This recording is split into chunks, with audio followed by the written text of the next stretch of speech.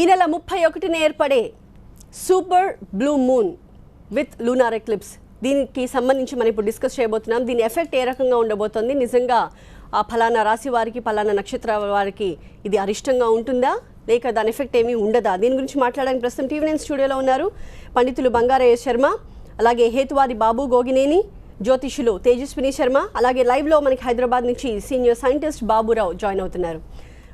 Firstly Tejaswini Sharma గారు, so మీరు చెప్పాలి ముందుగా 31వ తారీఖు ఏం జరగబోతోంది, దాని ఎఫెక్ట్ ఏ రకంగా ఉంటుంది? అందరూ అనుకున్నట్టుగానే చంద్రగ్రహణం వస్తుంది 31వ తారీఖు. దాని సమయాలు కనుక మనం చూసినట్లయితే సాయంకాలం 5:18 మొదలై రాత్రి 8:41 చంద్రగ్రహణం పూర్తవుతుంది. ఇది ఆశ్లేష నక్షత్రంలో వస్తుంది కనుక కర్కాటక రాశిలో ఏర్పడుతోంది గ్రహణం. రాహుగ్రస్త గ్రహణంగా చెప్తున్నాం. ఎప్పుడు చంద్రగ్రహణం వచ్చినా దీని ప్రభావం 6 మాసాలు ఉంటుంది అని. ఈ 6 మాసాలు ఏం జరుగుతుంది అంటే చంద్రుడు మనఃకారకుడు అని జ్యోతిష్ శాస్త్రం చెప్తున్నది కనుక మానసికంగా వచ్చేటువంటి ఇబ్బందులు ఏమైనా ఉండడానికి అవకాశం ఉంటుంది. అంతే తప్ప విడిచి ఇది సహజంగా జరిగేటువంటి పరిణామే తప్ప ఇందులో ఏమి భయభ్రాంతులు చేస్తున్నట్టు మీరు చెప్తున్నంత భయంకరంగా అయితే మాత్రం అక్కడ మేము అసలు ఎవరూ చెప్పలేదు. అంత భయంకరంగా అసలు అక్కడ ఏవీ లేని కూడా లేవు అంశాలు. ఒక గ్రహణం ఏర్పడినప్పుడు కొన్ని రాశుల వారికి ఇబ్బందులు కలుగుతాయని, కొన్ని రాశుల వారికి మేలు కలుగుతుందని దాని ఫలితాంశాలు చెప్తారు. అలానే ఆ దోషాల్లోంచి బయటపడడానికి సహజంగా ఎప్పుడు పరిహారాలు ఉంటూనే ఉంటాయి. అవి అనాదిగా వస్తున్నటువంటివే. అంటే ఒక్కొక్క గ్రహణానికి మారిపోయే పరిహారాలు ఎప్పుడూ ఉండవు. గ్రహణాలకి పరిహారం ఎప్పుడు కూడా స్టాండర్డ్గా ఒకటే పరిహారం ఉంది, ఆ పరిహారాలు చేసుకోవచ్చు. కలిగిన వారు ఎలా చేసుకోవాలి, రూపాయి ఖర్చు పెట్టలేనటువంటి వారు ఎలా చేసుకోవాలి, రెండింటికి భాగాలు చేశారు, రెండింటికి కూడా దాంట్లో ఉన్నాయి, ఆ ప్రకారంగా చేసుకోవచ్చు. మీరు అంటున్నారంటే అంత భయపడే విధంగా ఎవరు ఏం చెప్పలేదు అని, కానీ చాలా స్పష్టంగా కర్కాటక రాశి గురించి, కర్కాటక రాశిలో గ్రహణం ఏర్పడుతోంది, ఆశ్లేష నక్షత్రంలో గ్రహణం ఏర్పడుతోంది కనుక కర్కాటక రాశి వారికి దీని యొక్క ప్రభావం అన్ని రాశుల కన్నా కూడా కొంచెం హెచ్చుగా వస్తుందని చెప్తాం. ఒకవేళ వచ్చే సంవత్సరం కనుక ఇది గ్రహణం కర్కాటక రాశిలో కాకుండా సింహరాశిలో వచ్చిందనుకోండి, అప్పుడు సింహరాశి వారికి కాస్త జాగ్రత్తగా ఉండండి అని చెప్తాం. ఏమిటి జాగ్రత్త అని అంటే ఇందా నేను చెప్పినట్టుగా మనఃకారకుడు చంద్రుడు కనుక మానసిక ప్రశాంతతను కోల్పోకుండా ఉండడానికి ఇక్కడ ప్రయత్నం చేయాలి 6 మాసాలు.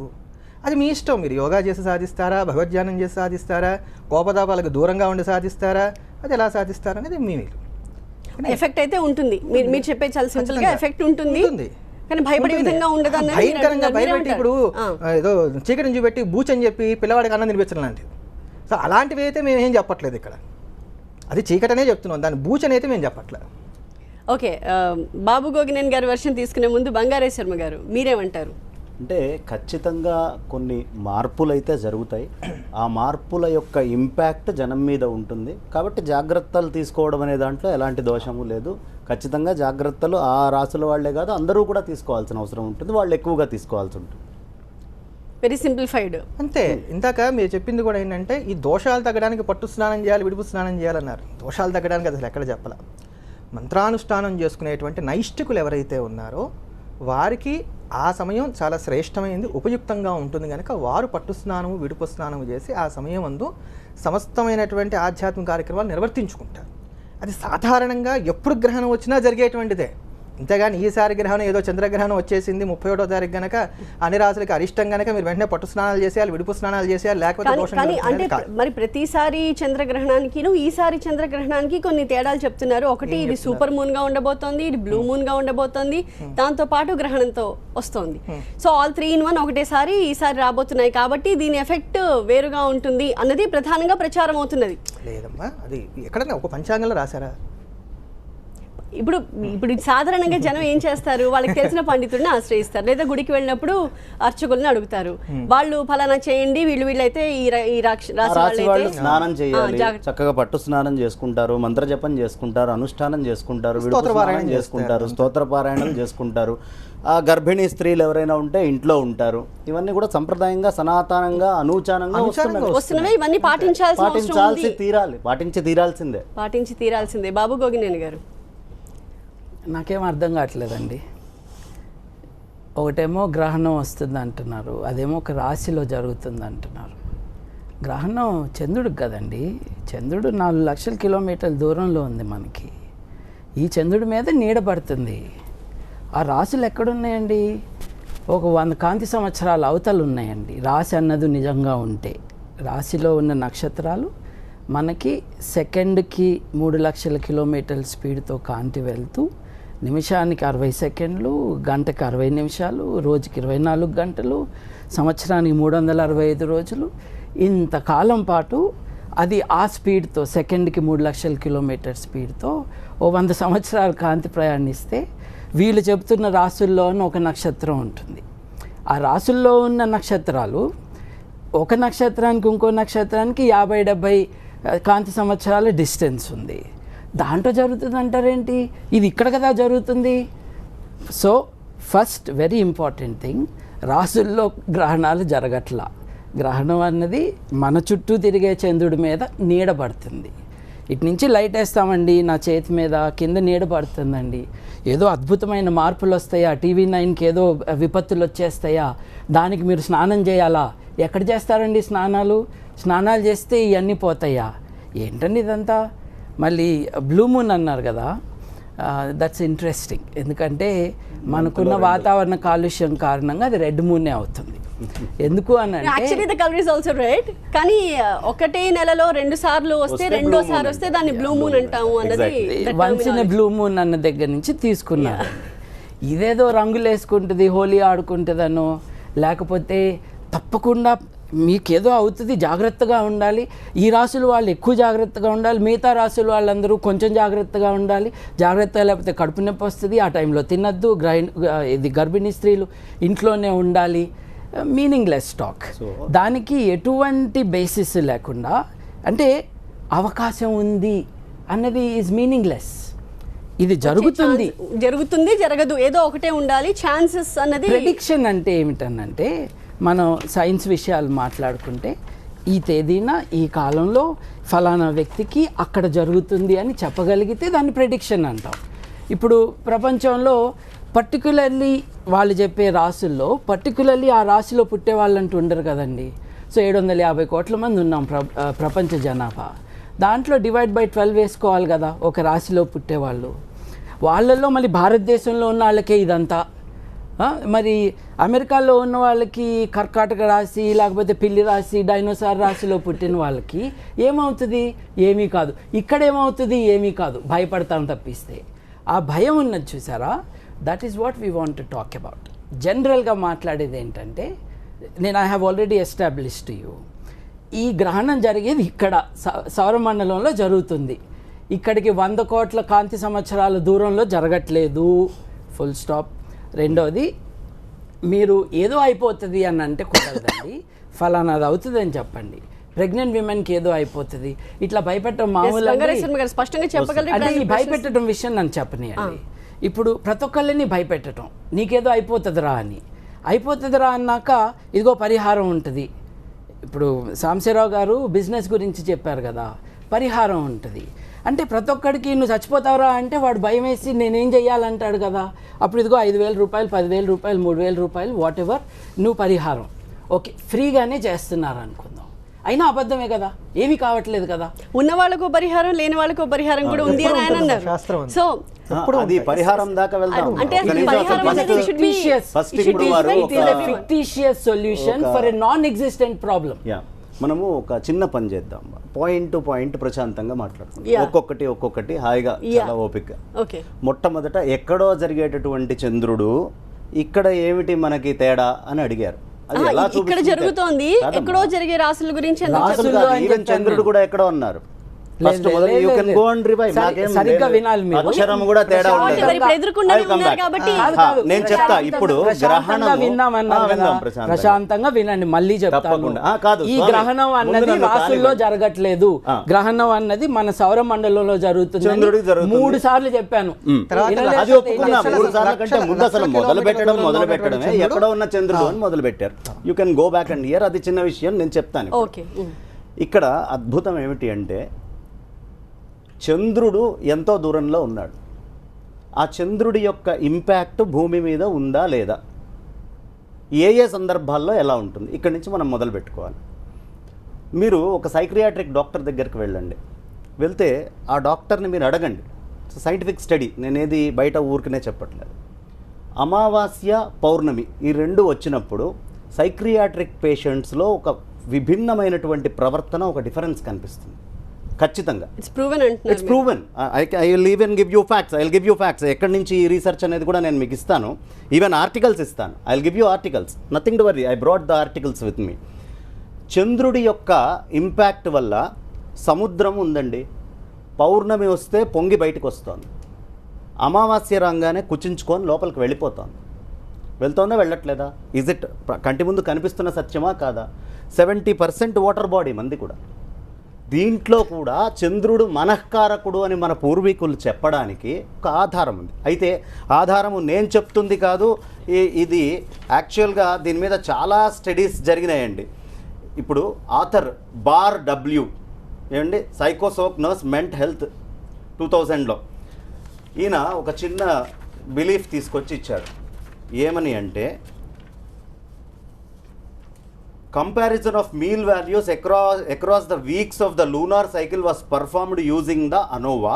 Result showed significant change at the time of the full moon only in subjects with a diagnosis of schizophrenia. Schizophrenic patient lo 100% full moon and new moon ఉన్నప్పుడు చేంజెస్ ఉన్నాయి అని మూన్ తోటి సంబంధం పెట్టి రాశారు. ఇప్పుడు న్యూ మూన్ కంటే భిన్నంగా, అంటే పౌర్ణమి ఉండే ఫుల్ మూన్లో న్యూ మూన్ కంటే భిన్నంగా ప్రత్యేకంగా ఏమన్నా జరుగుతుందా? న్యూ మూనే కదా అక్కడ మీకు మొత్తం బ్లాక్ అయ్యి దానికి సంబంధించిన మూలం ఏది దొరకకపోవడమే కదా, అది ఛాయో ఏదో తర్వాత మాట్లాడదాం. సో డెఫినెట్గా దాని యొక్క ఇంపాక్ట్ ఉంటుంది అనేది సైంటిఫిక్ స్టడీ. దీని ఇస్తున్నటువంటిది కూడా మీకు సైంటిఫిక్ ఆధారం ఉన్నటువంటిది.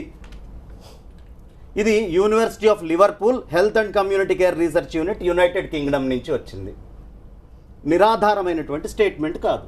సో ఇప్పుడు చంద్రుడి ఇంపాక్ట్ మానసిక స్థితి మీద ఉందా లేదా? సముద్రం మీద ఉంది, మనిషి మీద కూడా ఉంది. ఇది సైక్రియాట్రిక్ డాక్టర్స్ యాక్సెప్ట్ చేస్తున్నారు. If you want you can connect any psychiatric doctor and you can ask if you have any. ఆ ప్రయత్నం కూడా చేద్దాం. సో బేసిక్ గా వేద పండితులు గాని జ్యోతిష పండితులు గాని చెప్పేది చంద్రుడు మనఃకారకుడు. దీని మీద వారి అభిప్రాయం చెప్పమనండి. ఎస్ రైట్, నేను తీసుకుంటాను.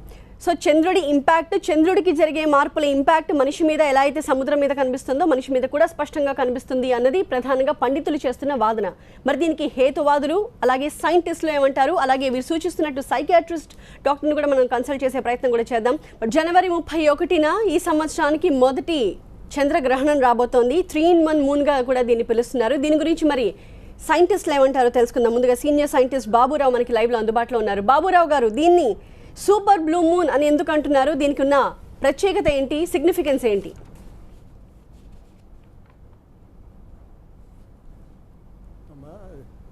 మళ్ళీ ఇంకోసారి అడగండి ప్లీజ్.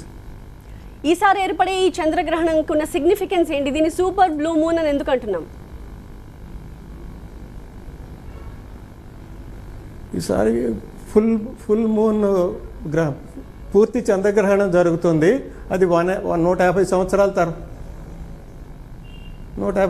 తర్వాత జరుగుతుంది కనుక దీనికి ఒక ప్రత్యేకతను ఆపాదిస్తున్నారు. చాలా తరచుగా జరిగేది కాదు ఇది. అదొకటి. ఇది మన దేశం నుంచి ఇది కనపడదు. అది ఓన్లీ పసిఫిక్ మహాసముద్రం పైన, ఆస్ట్రేలియా పైన కొంతవరకే కనపడుతుంది. అక్కడ వాళ్ళకే కనపడుతుంది. మన దేశంలో ఎవరికి, హైదరాబాద్లో అస్సలు కనపడదు. మరి దీని గురించి ఇక్కడ జనం మీద ఎలా ప్రభావం ఉంటుంది అంటున్నారో నాకు అర్థం కావట్లేదు. రైట్, ఇప్పుడు జ్యోతిష శాస్త్రం ప్రకారం దానికి సిగ్నిఫికెన్స్ ఉంది అంటున్నారు, గ్రహణానికి దాని ఎఫెక్ట్స్ ఉంటాయి అంటున్నారు. కానీ సైంటిఫికల్ గా మీరేమంటారు? సైంటిస్టుల పరంగా ఈ లూనార్ ఎక్లిప్స్ ని మీరు ప్రత్యేకంగా చూస్తారా? కాదండి, ప్రతిదానికి ఒక శాస్త్రీయత అని చెప్పి అంటగట్టడం అనేది నమ్మకాలకి చాలా సాధారణం అయిపోయింది. అది వేరు, వాళ్ళు నమ్మితే నమ్మొచ్చు, కానీ దానికి శాస్త్రీయత అంటగట్టడానికి వాళ్ళు ఇప్పుడు ఏం చెబుతున్నారంటే దానికి గ్రావిటీ ఇన్ఫ్లుయెన్స్ పడుతుంది కదా, ఫుల్ మూన్ అప్పుడు సముద్రానికి ఆటుపోట్లు వస్తాయి కదా అని చెబుతున్నారు. అది మరి ఇప్పుడు అది కూడా జరగటానికి మన దేశంలో అవకాశం లేదు కదా, అది ఎక్కడో జరుగుతోంది కదా. అది సో ఎక్కడ జరుగుతుంది అనేది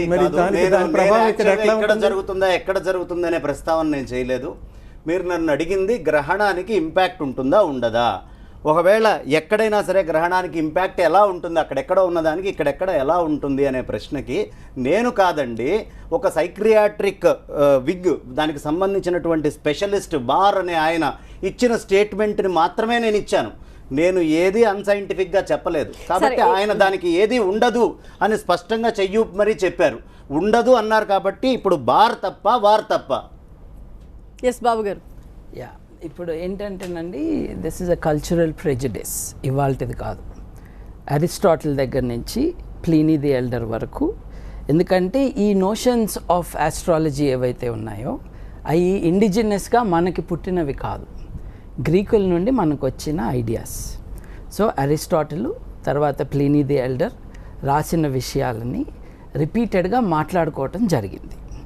ఇప్పుడు షేక్స్పియర్ ఒకడున్నాడు. షేక్స్పియర్ కొటేషన్ కూడా it's very interesting. It is the very error of the moon, she comes more near the earth than she was won't and makes men mad. అంటే కల్చరల్గా, సాంస్కృతికంగా మనం లిటరేచర్లో కానీ ప్రతి చోట కానీ ఈ ఫుల్ మూన్ కారణంగా, చంద్రుడి కారణంగా మనుషుల యొక్క మైండ్స్ ఎఫెక్ట్ అవుతాయి అన్నది అనటం వాస్తవం. అది నిజమా కాదా అన్నది అనడం వాస్తవం, కానీ అది అనటం వాస్తవం. అది వాస్తవంగా జరుగుతుందా లేదా అన్నదానికి ఐ వాంట్ టు రెస్పాండ్. ఇప్పుడు బార్ గారు ఇది చెప్పారు కదా, అది 2000 చిల్లర ఆ రీసెర్చ్. 2009లో Scientific American Mind it focuses on that. So psychiatrist చేసిన స్టడీ ఏమిటి అని అంటే, అండ్ ఆల్రెడీ ఫ్రాన్స్లో 16,000 మందిని స్టడీ కూడా చేశారు. చేసి నాకు తేలింది ఏమిటి, స్లైట్ బ్యాక్గ్రౌండ్ మీకు చెప్తాను. ఇప్పుడు ఫుల్ మూన్ డే అంటే వెలుతురు ఎక్కువగా ఉన్న కాలంలో, ఎలక్ట్రిసిటీ లేని రాజ్యాల్లో, ఎలక్ట్రిసిటీ లేని కాలంలో అంటే 200 ఏళ్ల క్రితం వరకు కాంతి ఎక్కువగా ఉన్నప్పుడే రాత్రిపూట మనుషులు బయటకు వెళ్ళటం జరుగుతుంది. అవును కదా, ఇప్పుడు కనపడకపోతే వెళ్ళరు బయటికి. ఆ మాత్రం విజిబిలిటీ ఉన్న టైంలో కుక్కలు గరుస్తున్నాయి, ఎందుకంటే కుక్కలు ఎప్పుడు తిరుగుతూనే ఉంటాయి కాబట్టి. ఈ కోరిలేషన్ని కాజ్ అండ్ ఎఫెక్ట్ అనుకున్నారు. చీకటిగా ఉన్నప్పుడు నువ్వు వెళ్ళవు కాబట్టి కుక్క నేను కరవదు. So that has been established and that has been taken away from the prejudice about this.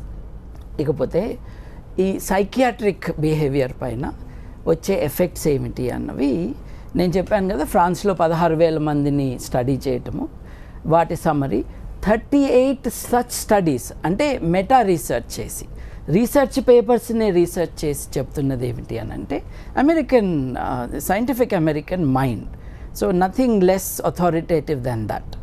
వాళ్ళు చెప్పింది ఏంటంటే ఇంగ్లాండ్లో కూడా ఈ ఫుల్ మూన్ టైంలో క్రైమ్ ఎక్కువ అవుతుందేమోనని ఎక్కువ మంది పోలీసుల్ని డిప్లాయ్ చేసేవాళ్ళు. So it's a wide spread superstition. ఏదో వీరేదో చెప్తున్నారు పర్టికులర్గా ఇక్కడ కూర్చున్నాను కాదు. Let me finish. Do not interrupt. Let me finish. మీరే కదా చెప్పింది, మరి చెప్పండి. ఆయన చెప్పలేదు, ఆయన చెప్పలేదు. Don't tell me how to talk. ఏదైనా అబ్జెక్షన్ ఉంటే యాంకర్ గారు చెప్తారు. You don't become the anchor. Please wait. వీరు చెప్పినట్టుగా కాదనమాట. ఇప్పుడు ఆయన చెప్పింది నేను చెప్పొద్దంటే ఎట్లా? Why am I here? నేను మీతో మాట్లాడడానికి అయితే ఇతను పంపించేసేయండి. I have to refer to the others who have said this, and he has said it is erroneous. Why is it erroneous? Ante it is not unique to him. It is a cultural error across the globe. చెప్పాను కదా, Aristotle, Alexander గురు, అప్పటి నుండి ఇప్పటి వరకు 2007లో ఇంగ్లాండ్లో ఈ special పోలీసుని deploy చేయటము because people believed in this. So the belief exist. కానీ స్టడీస్ ఏం చెప్తా ఉన్నాయి మనకి, ఈ పోలీసు వాళ్ళని కూడా పెట్టారు. The studies say there is no such correlation. అలాగే బైపోలార్ డిసీజ్కి, షిజోఫ్రెనియాకి దీనికి లింక్ ఉందన్నది కూడా ఒక claim. This is not a claim made by mainstream psychiatrists writing in peer-reviewed journal. ఇప్పుడు నేను ఒక పుస్తకం రాయొచ్చండి, లేదా ఒక ఆర్టికల్ రాయొచ్చండి. నాన్-పియర్ రివ్యూడ్ జర్నల్లో నేను అది పబ్లిష్ చేసుకోవచ్చు. 10 మంది సైకియాట్రిస్టులు చూసి ఇట్ బేర్స్ స్క్రూటినీ అని అన్నప్పుడు it carries the weight of evidence. ఇప్పుడు సైకియాట్రిస్టులు ఏం చెప్తున్నారు అని అంటే there is no such relation అని. మీరు యూ కెన్ కాల్ సైకియాట్రిస్ట్, వారు అన్నట్టుగా you can talk to them. ఇకపోతే తమాషా విషయానికి వద్దాం. This is about facts. తమాషా విషయం ఏంటంటే చంద్రుడు సార్ మీరు కొంచెం వెనక్కి జరగాలి, I have to see her when I talk. ఈ గ్రహణం వచ్చేస్తుంది మధ్యలో, I have to see you right. గ్రహణంలో గడిపిస్తాను. Okay, ఇప్పుడు ద ఇంపార్టెంట్ థింగ్ ఈజ్ భూమి మీద చంద్రుడి యొక్క ఎఫెక్ట్ ఉంటుందా ఉండదా? తప్పకుండా ఉంటుంది. చంద్రుడి మీద భూమి యొక్క ఎఫెక్ట్ ఉంటుందా? తప్పకుండా ఉంటుంది. అంతేకాదండి, ప్రపంచంలో ప్రతి వస్తువు ఇంకో వస్తువు పైన గురుత్వాకర్షణ శక్తి యొక్క ఫోర్స్ని ఎస్టాబ్లిష్ చేస్తుంది. ఇక్కడికి 1,00,000 కాంతి సంవత్సరాల దూరం, అంత దూరంలో ఉన్నా కూడా అక్కడి నుంచి ఉన్న స్టార్కి మనం ఆ స్టార్కి we establish an influence. This is the fact. So gravitation is all pervasive and it is there. Light ఉందనుకోండి, కాంట్రాడిక్టింగ్ యువర్ ఓన్ స్టేట్మెంట్ ఇక్కడ, అంటే ఎఫెక్ట్ ఉంటుంది అని మీరే అంటున్నారు, బట్ ఎఫెక్ట్ ఉండదు. ఐ హ్యావ్ టు కంటిన్యూ కదా. ఓకే, ఇప్పుడు లైట్ ఆఫ్ చేశారనుకోండి, లైట్ కనపడదు. గ్రావిటేషన్ మీరు ఆఫ్ చేయలేరు, it is there all the time. ఇప్పుడు ఒక గదిలో తలుపేసేసుకుంటే గ్రావిటేషన్ రాకుండా ఉండదు, it is there. So let us establish that and now move to the next thing. ఏం ఎఫెక్ట్ ఉంటుంది? గ్రావిటేషన్ యొక్క ఎఫెక్ట్ ఏముంటుంది? గ్రావిటేషన్ ఉంటుంది, అంతే కదా. మీ ఆరోగ్యం లేకపోతే మీకేదో అయిపోతుంది అన్నది కాదు. ఇప్పుడు to be underlined, full moon, new moon అంటే అమావాస్య కానీ పౌర్ణమి కానీ, అమావాస్య అప్పుడు చంద్రుడు మాయమైపోయాడా? లేదు, అక్కడే ఉన్నాడు, కనపట్టలేదు అంతే. సో కనపడినా కనపడకపోయినా ఎఫెక్ట్ ఈజ్ ద సేమ్ కదా. So this is the point to understand. చంద్రుడు కనపట్టలేదు కాబట్టి చంద్రుడి ఎఫెక్ట్ మన మీద ఉండటానికి లేదు కాబట్టి పౌర్ణమి రోజే స్పెషల్గా ఎక్కువ ఎఫెక్ట్ వస్తుంది అన్నది ట్రాష్ అవుతుంది. Next let us move a little డైరెక్ట్గా further. కనిపించినప్పుడు దాని ఎఫెక్ట్ తగ్గే అవకాశము, కనిపించినప్పుడు కనపడదండి, అవకాశం ఉంటుందా? కనిపించినప్పుడు కనపడదండి, అంతే, అంతకు మించి ఏం జరగదు. ఇప్పుడు మీరు కళ్ళు మూసుకుంటే గురుత్వాకర్షణ శక్తి మాయమైపోతుందా? కళ్ళు మూసుకుని 2వ ఫ్లోర్ నుంచి దూకితే మనం గాల్లో ఉంటామా? లేదు, కింద పడతాం. So you are agreeing to it existing has no impact on it happening. This is a very simple principle of science. Gravitation అన్నది మీరు ఆఫ్ చేస్తే పోయేది కాదు. కాబట్టి మీకు కనపడిపోయినా మీకు కనిపించినా, అంటే అమావాస్య అయినా పౌర్ణమి అయినా దాని ఎఫెక్ట్ మీ మీద ఉంటుంది. నా ఇప్పుడు ఎఫెక్ట్ ఏమిటి? గ్రావిటేషన్. అలలు వస్తాయా? అవును వస్తాయి. అలలు ఆటుపోట్లు ఉంటాయా? తప్పకుండా ఉంటాయి. కానీ ఎఫెక్ట్ ఏంటి? గ్రావిటేషన్. మీ కడుపు నొప్పికినో, మీరు గర్భిణిగా ఉంటేనో, లేకపోతే మీ వ్యాపారంలో ఏదో ప్రాబ్లం వస్తేనో ఈ గ్రావిటేషన్ వచ్చి సాల్వ్ చేయదండి. ఇదొకటి వీ హ్యావ్ టు ఎస్టాబ్లిష్. నా ఫైనల్ థింగ్ ఏంటంటే, భూమి మీద నీళ్లు ఉన్నాయి కాబట్టి, ఆ నీళ్లు అలలు వస్తున్నాయి కాబట్టి, మనిషిలో 80% నీరు ఉంది కాబట్టి, లేకపోతే 70, లేకపోతే 60, లేకపోతే 90 ఏదైనా పెట్టుకోండి. మీరు ఎక్కువ నీళ్ళు తాగితే కొంచెం ఎక్కువ ఉంటుంది. సో ఇది మీకు ఎఫెక్ట్ వస్తుంది. అంటే ఏంటండి, మనుషుల అలలు వస్తాయా? రావు కదా. రెండో విషయం, 80% 70% what ever there is water content in you. అంటే దాని అర్థం ఏంటి? ఇది వాటర్ ట్యాంకా? దెబ్బ తగిలితే నీళ్ళు వస్తాయా, రక్తం వస్తుందా? అంటే ఈ వాటర్ ట్యాంకు మనిషి 100 కిలోలు బరువు అనుకోండి, అంటే నాకంటే ఇంకా బాగా ఒక 20 కిలోలు బరువు. వాటర్ ఇన్ హ్యూమన్ బాడీ ఏం ఇంపాక్ట్ చూపించదు, దానికి I'm telling you what that water is. I'm telling you what that water is. నాకంటే ఒక 20 కిలోలు బరువు ఉన్నాడు అనుకోండి, 100 కిలోలు క్యాల్కులేషన్కి ఈజీగా ఉంటుంది. నీళ్ళది it's unique. 1 litre of water weighs 1 kilo. అంటే 100 కిలోల మనిషిలో 70% నీరుంటే 70 కిలోలు నీళ్ళు ఉండాలి, 70 లీటర్ నీళ్ళు ఉండాలి. ఉందా? లేదు కదా. ఇప్పుడు ఒక గ్లాస్ ఉంటుంది, గ్లాస్ అక్కడ పెడతారు, గ్రహణం అప్పుడో ఫుల్ మూన్ అప్పుడో ఆ గ్లాసులో అలలు వస్తాయా? రావు. అంటే గ్రావిటేషన్ అంటే ఏంటో తెలుసుకుని, స్కూల్లో మనకి న్యూటన్ పాఠాలు చెప్పారు చూడండి, ఆ ఫార్ములా తెచ్చుకుని క్యాల్కులేటర్ లెక్కలు నేర్చుకోవాల్సిన అవసరం ఉంది అన్నది ఇంకా ఫండమెంట్.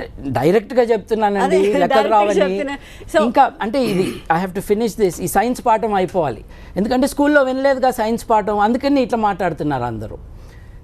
మనిషిలో 70 కిలోలు ఆర్ 70 లీటర్ల నీళ్లు లేవు.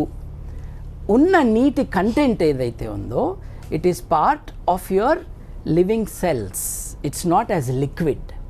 ఇప్పుడు ఆటుపోట్లు రావటానికి ఇది సముద్రం కాదు, ఇది శరీరం.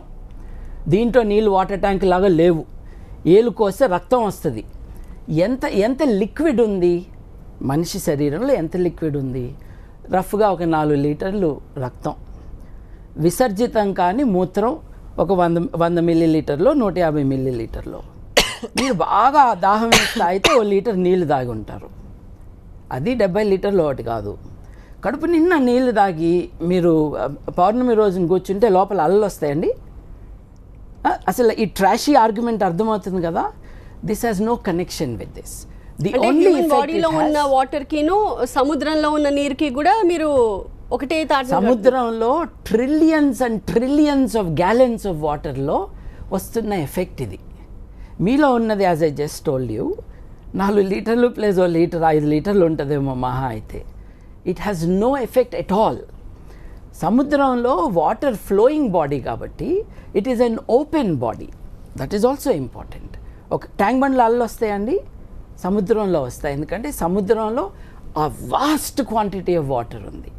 అమెరికాలో గ్రేట్ లేక్స్ అంటాం కదా, ఆఫ్రికాలో విక్టోరియా లేక్, కానీ అంత వాటర్ ఉంది కాబట్టి అక్కడ ఎఫెక్ట్ వస్తుంది.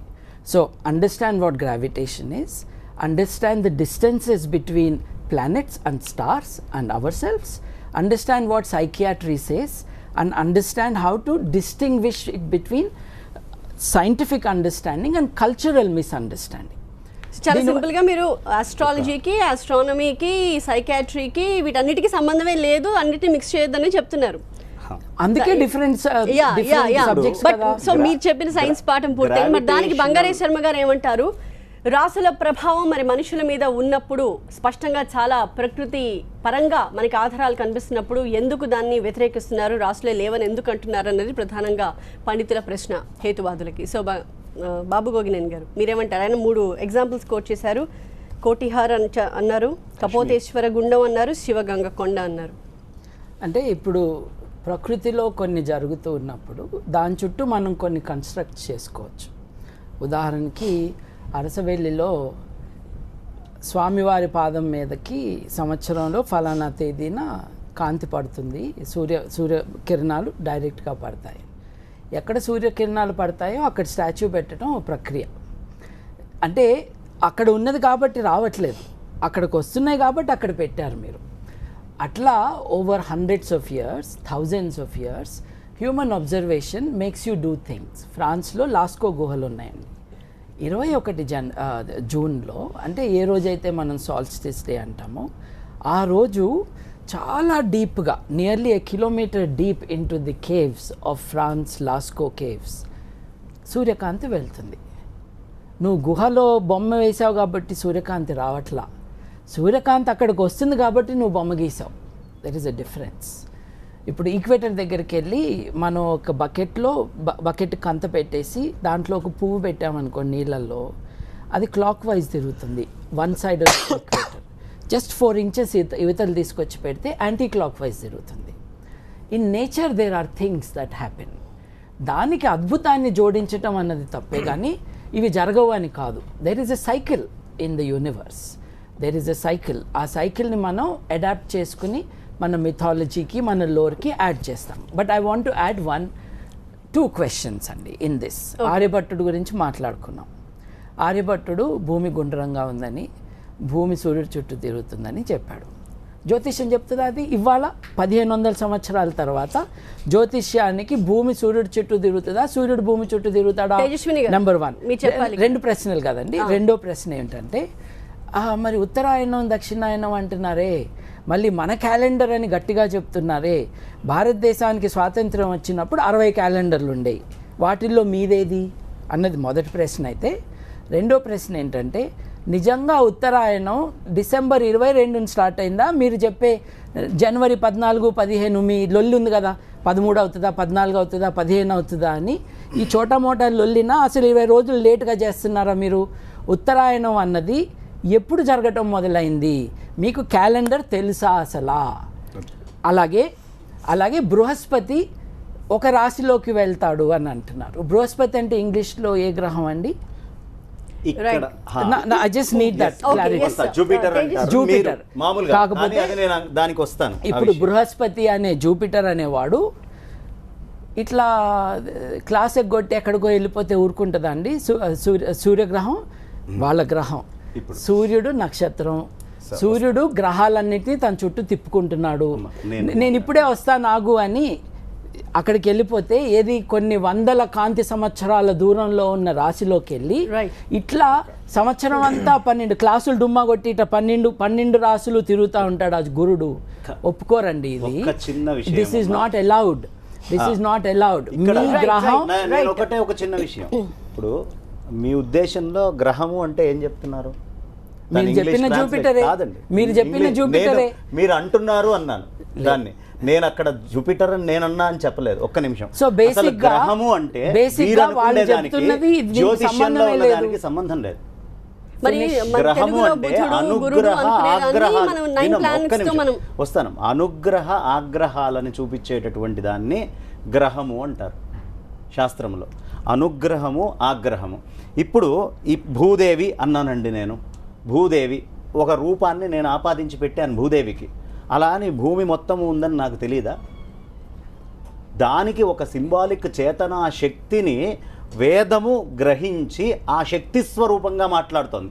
ఇక్కడ మీరు అనుకునేటటువంటి మట్టి ముద్దో మినరల్స్ తోటి కూడినటువంటిదో ప్లానెట్ కాదు, వైదిక శాస్త్రంలో ఉన్నటువంటిది. ఇది గ్రహణ అనుగ్రహాలు, 2 ఆగ్రహ అనుగ్రహాలు కలిగినటువంటిది. మీరు చెప్పేటటువంటి జడమైనటువంటి దాని గురించి ఉండండమ్మా. మీరు చెప్పే జడమైనటువంటి దాన్ని జ్యోతిష్యం చెప్పట్లేదు. ఇక్కడ చైతన్య భరితమైనటువంటి ఒక అంశాన్ని ప్రత్యేకంగా అక్కడ తీసుకొచ్చి అందులో ఉన్నటువంటి చైతన్య స్వరూపము, ఆ చైతన్య స్వరూపము యొక్క ఆధ్యాత్మిక, ఆది దైవిక, ఆది భౌతికాలని వేదం 3 చెప్తుంది. దాంట్లో అంశాలని మనం ముట్టుకున్నప్పుడు ఆధ్యాత్మికమేది, ఆది దైవికమేది, ఆది భౌతికమేది, ఈ 3 ముట్టుకొని మనం తర్వాత దాన్ని చక్కగా అడిగినటువంటి ప్రశ్న పూర్వం నేను అడిగినటువంటి సైంటిస్ట్ బాబురావు గారు ఉన్నారు, ఆయన అభిప్రాయం తీసుకున్నాము. ఇప్పుడు తెలుగులో మనం అనుకునే గ్రహాలకి ఇంగ్లీష్లో మీరంతా నమ్మే ఈ ప్లానెట్స్కి రెండిటికి మధ్య ఏమన్నా సంబంధం ఉందా? రెండు విభిన్నమైన విషయాలా? రెండింటిని కలిపేశారా అన్నది ఇప్పుడు పండితులు చెప్తున్న గ్రహాలకిను సైంటిస్టులు మాట్లాడే ప్లానెట్స్కి సంబంధమే లేదు అన్నది హేతువాదిగా బాబు గోగినేని వాదన. నాది కూడా అదేమ్మా, నేను అదే చెప్తున్నాను. చెప్పే ప్లానెట్స్ కి ఈ గ్రహాలకి సంబంధం లేదనే చెప్తున్నాను నేను. కానీ ఆ పేర్లను రెండింటిని లింక్ చేసేస్తున్నారు. ఎలా చేస్తారు అసలు? ఈ గ్రహాలు వేరు, ఆ ప్లానెట్స్ వేరు. బాబురావు గారు ప్లానెట్స్ ఎఫెక్ట్ మనుషుల మీద ఉంటుందా?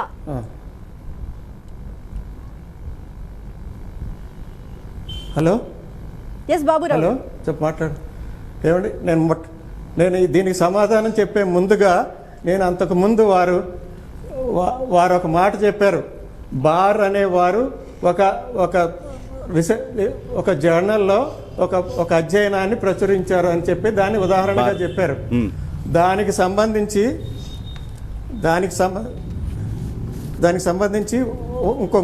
ఇంకొక పరిశోధన కూడా ఉంది. వాళ్ళు ఏంటంటే నావల్ మెడికల్ సెంటర్ శాండిగో వాళ్ళు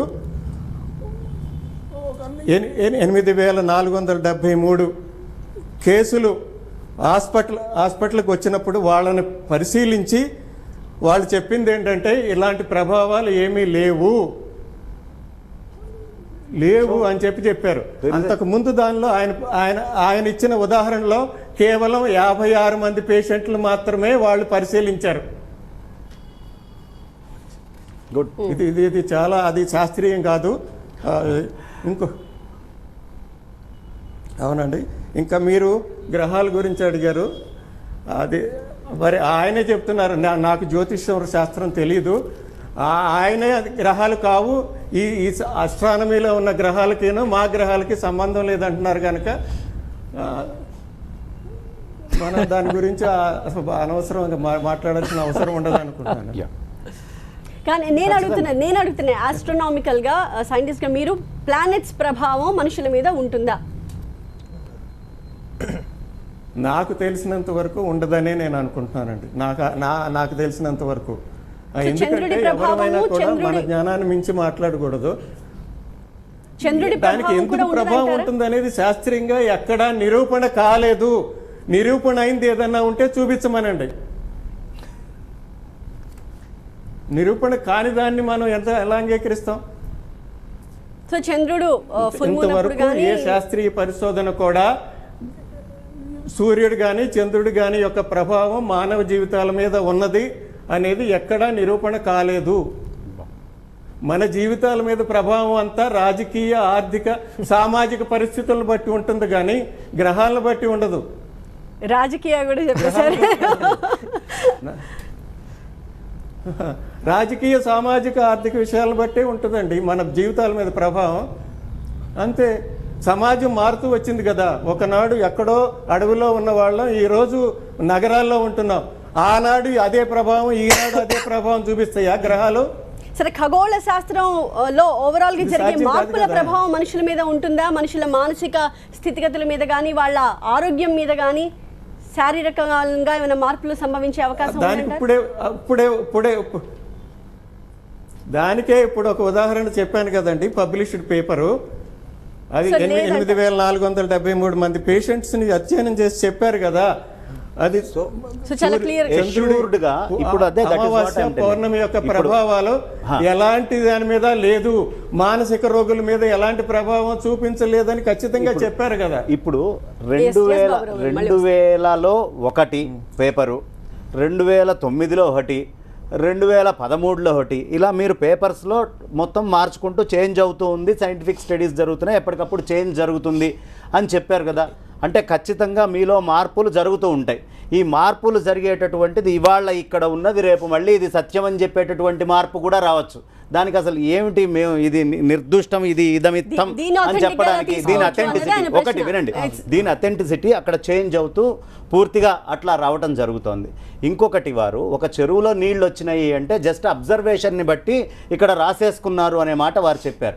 ఆ అబ్జర్వేషన్ని ఈ రాశిని కలిపారు అని సింపుల్గా కొట్టేశారు వారు బృహస్పతిలోకి ప్రవేశించేటటువంటి అంశాన్ని. ఇక్కడ సేమ్ చేంజ్ తమిళనాడులో కూడా జరుగుతుంది. తమిళనాడులో కుంభకోణంలో ట్యాంక్ ఉంది. అక్కడ కూడా సేమ్ ఇలా బృహస్పతి చక్కగా సింహరాశిలోకి వెళ్ళాడన్నప్పుడే నీళ్ళు వస్తాయి ఆ ట్యాంకులో, మిగతా అప్పుడు రావు. ఆ ట్యాంకులోకి వెళ్ళి ప్రత్యేకంగా అందరూ కూడా స్నానాలు చేస్తారు. అది మళ్ళీ రిలీజియస్ ఇది వేరే మాట్లాడుకుందాం. ఇప్పుడు మార్పులు జరుగుతున్నప్పుడు దీన్ని స్టడీ చేయాలి అంటే స్టడీ అక్కర్లేదు, మార్పుల్ని బట్టి వీళ్ళు రాశారు అని ఖండిస్తే అది శాస్త్రీయత అవుతుందా? నేను స్టడీ చెయ్యాలి అనే మాటే చెప్పాను, ఇది నమ్మాలి అని నేను చెప్పలేదు. ఇలాంటివి ఉన్నాయి. వై నాట్ వి స్టడీ అనేటటువంటి మాటని నేను వారి దగ్గర పెట్టడం జరిగింది.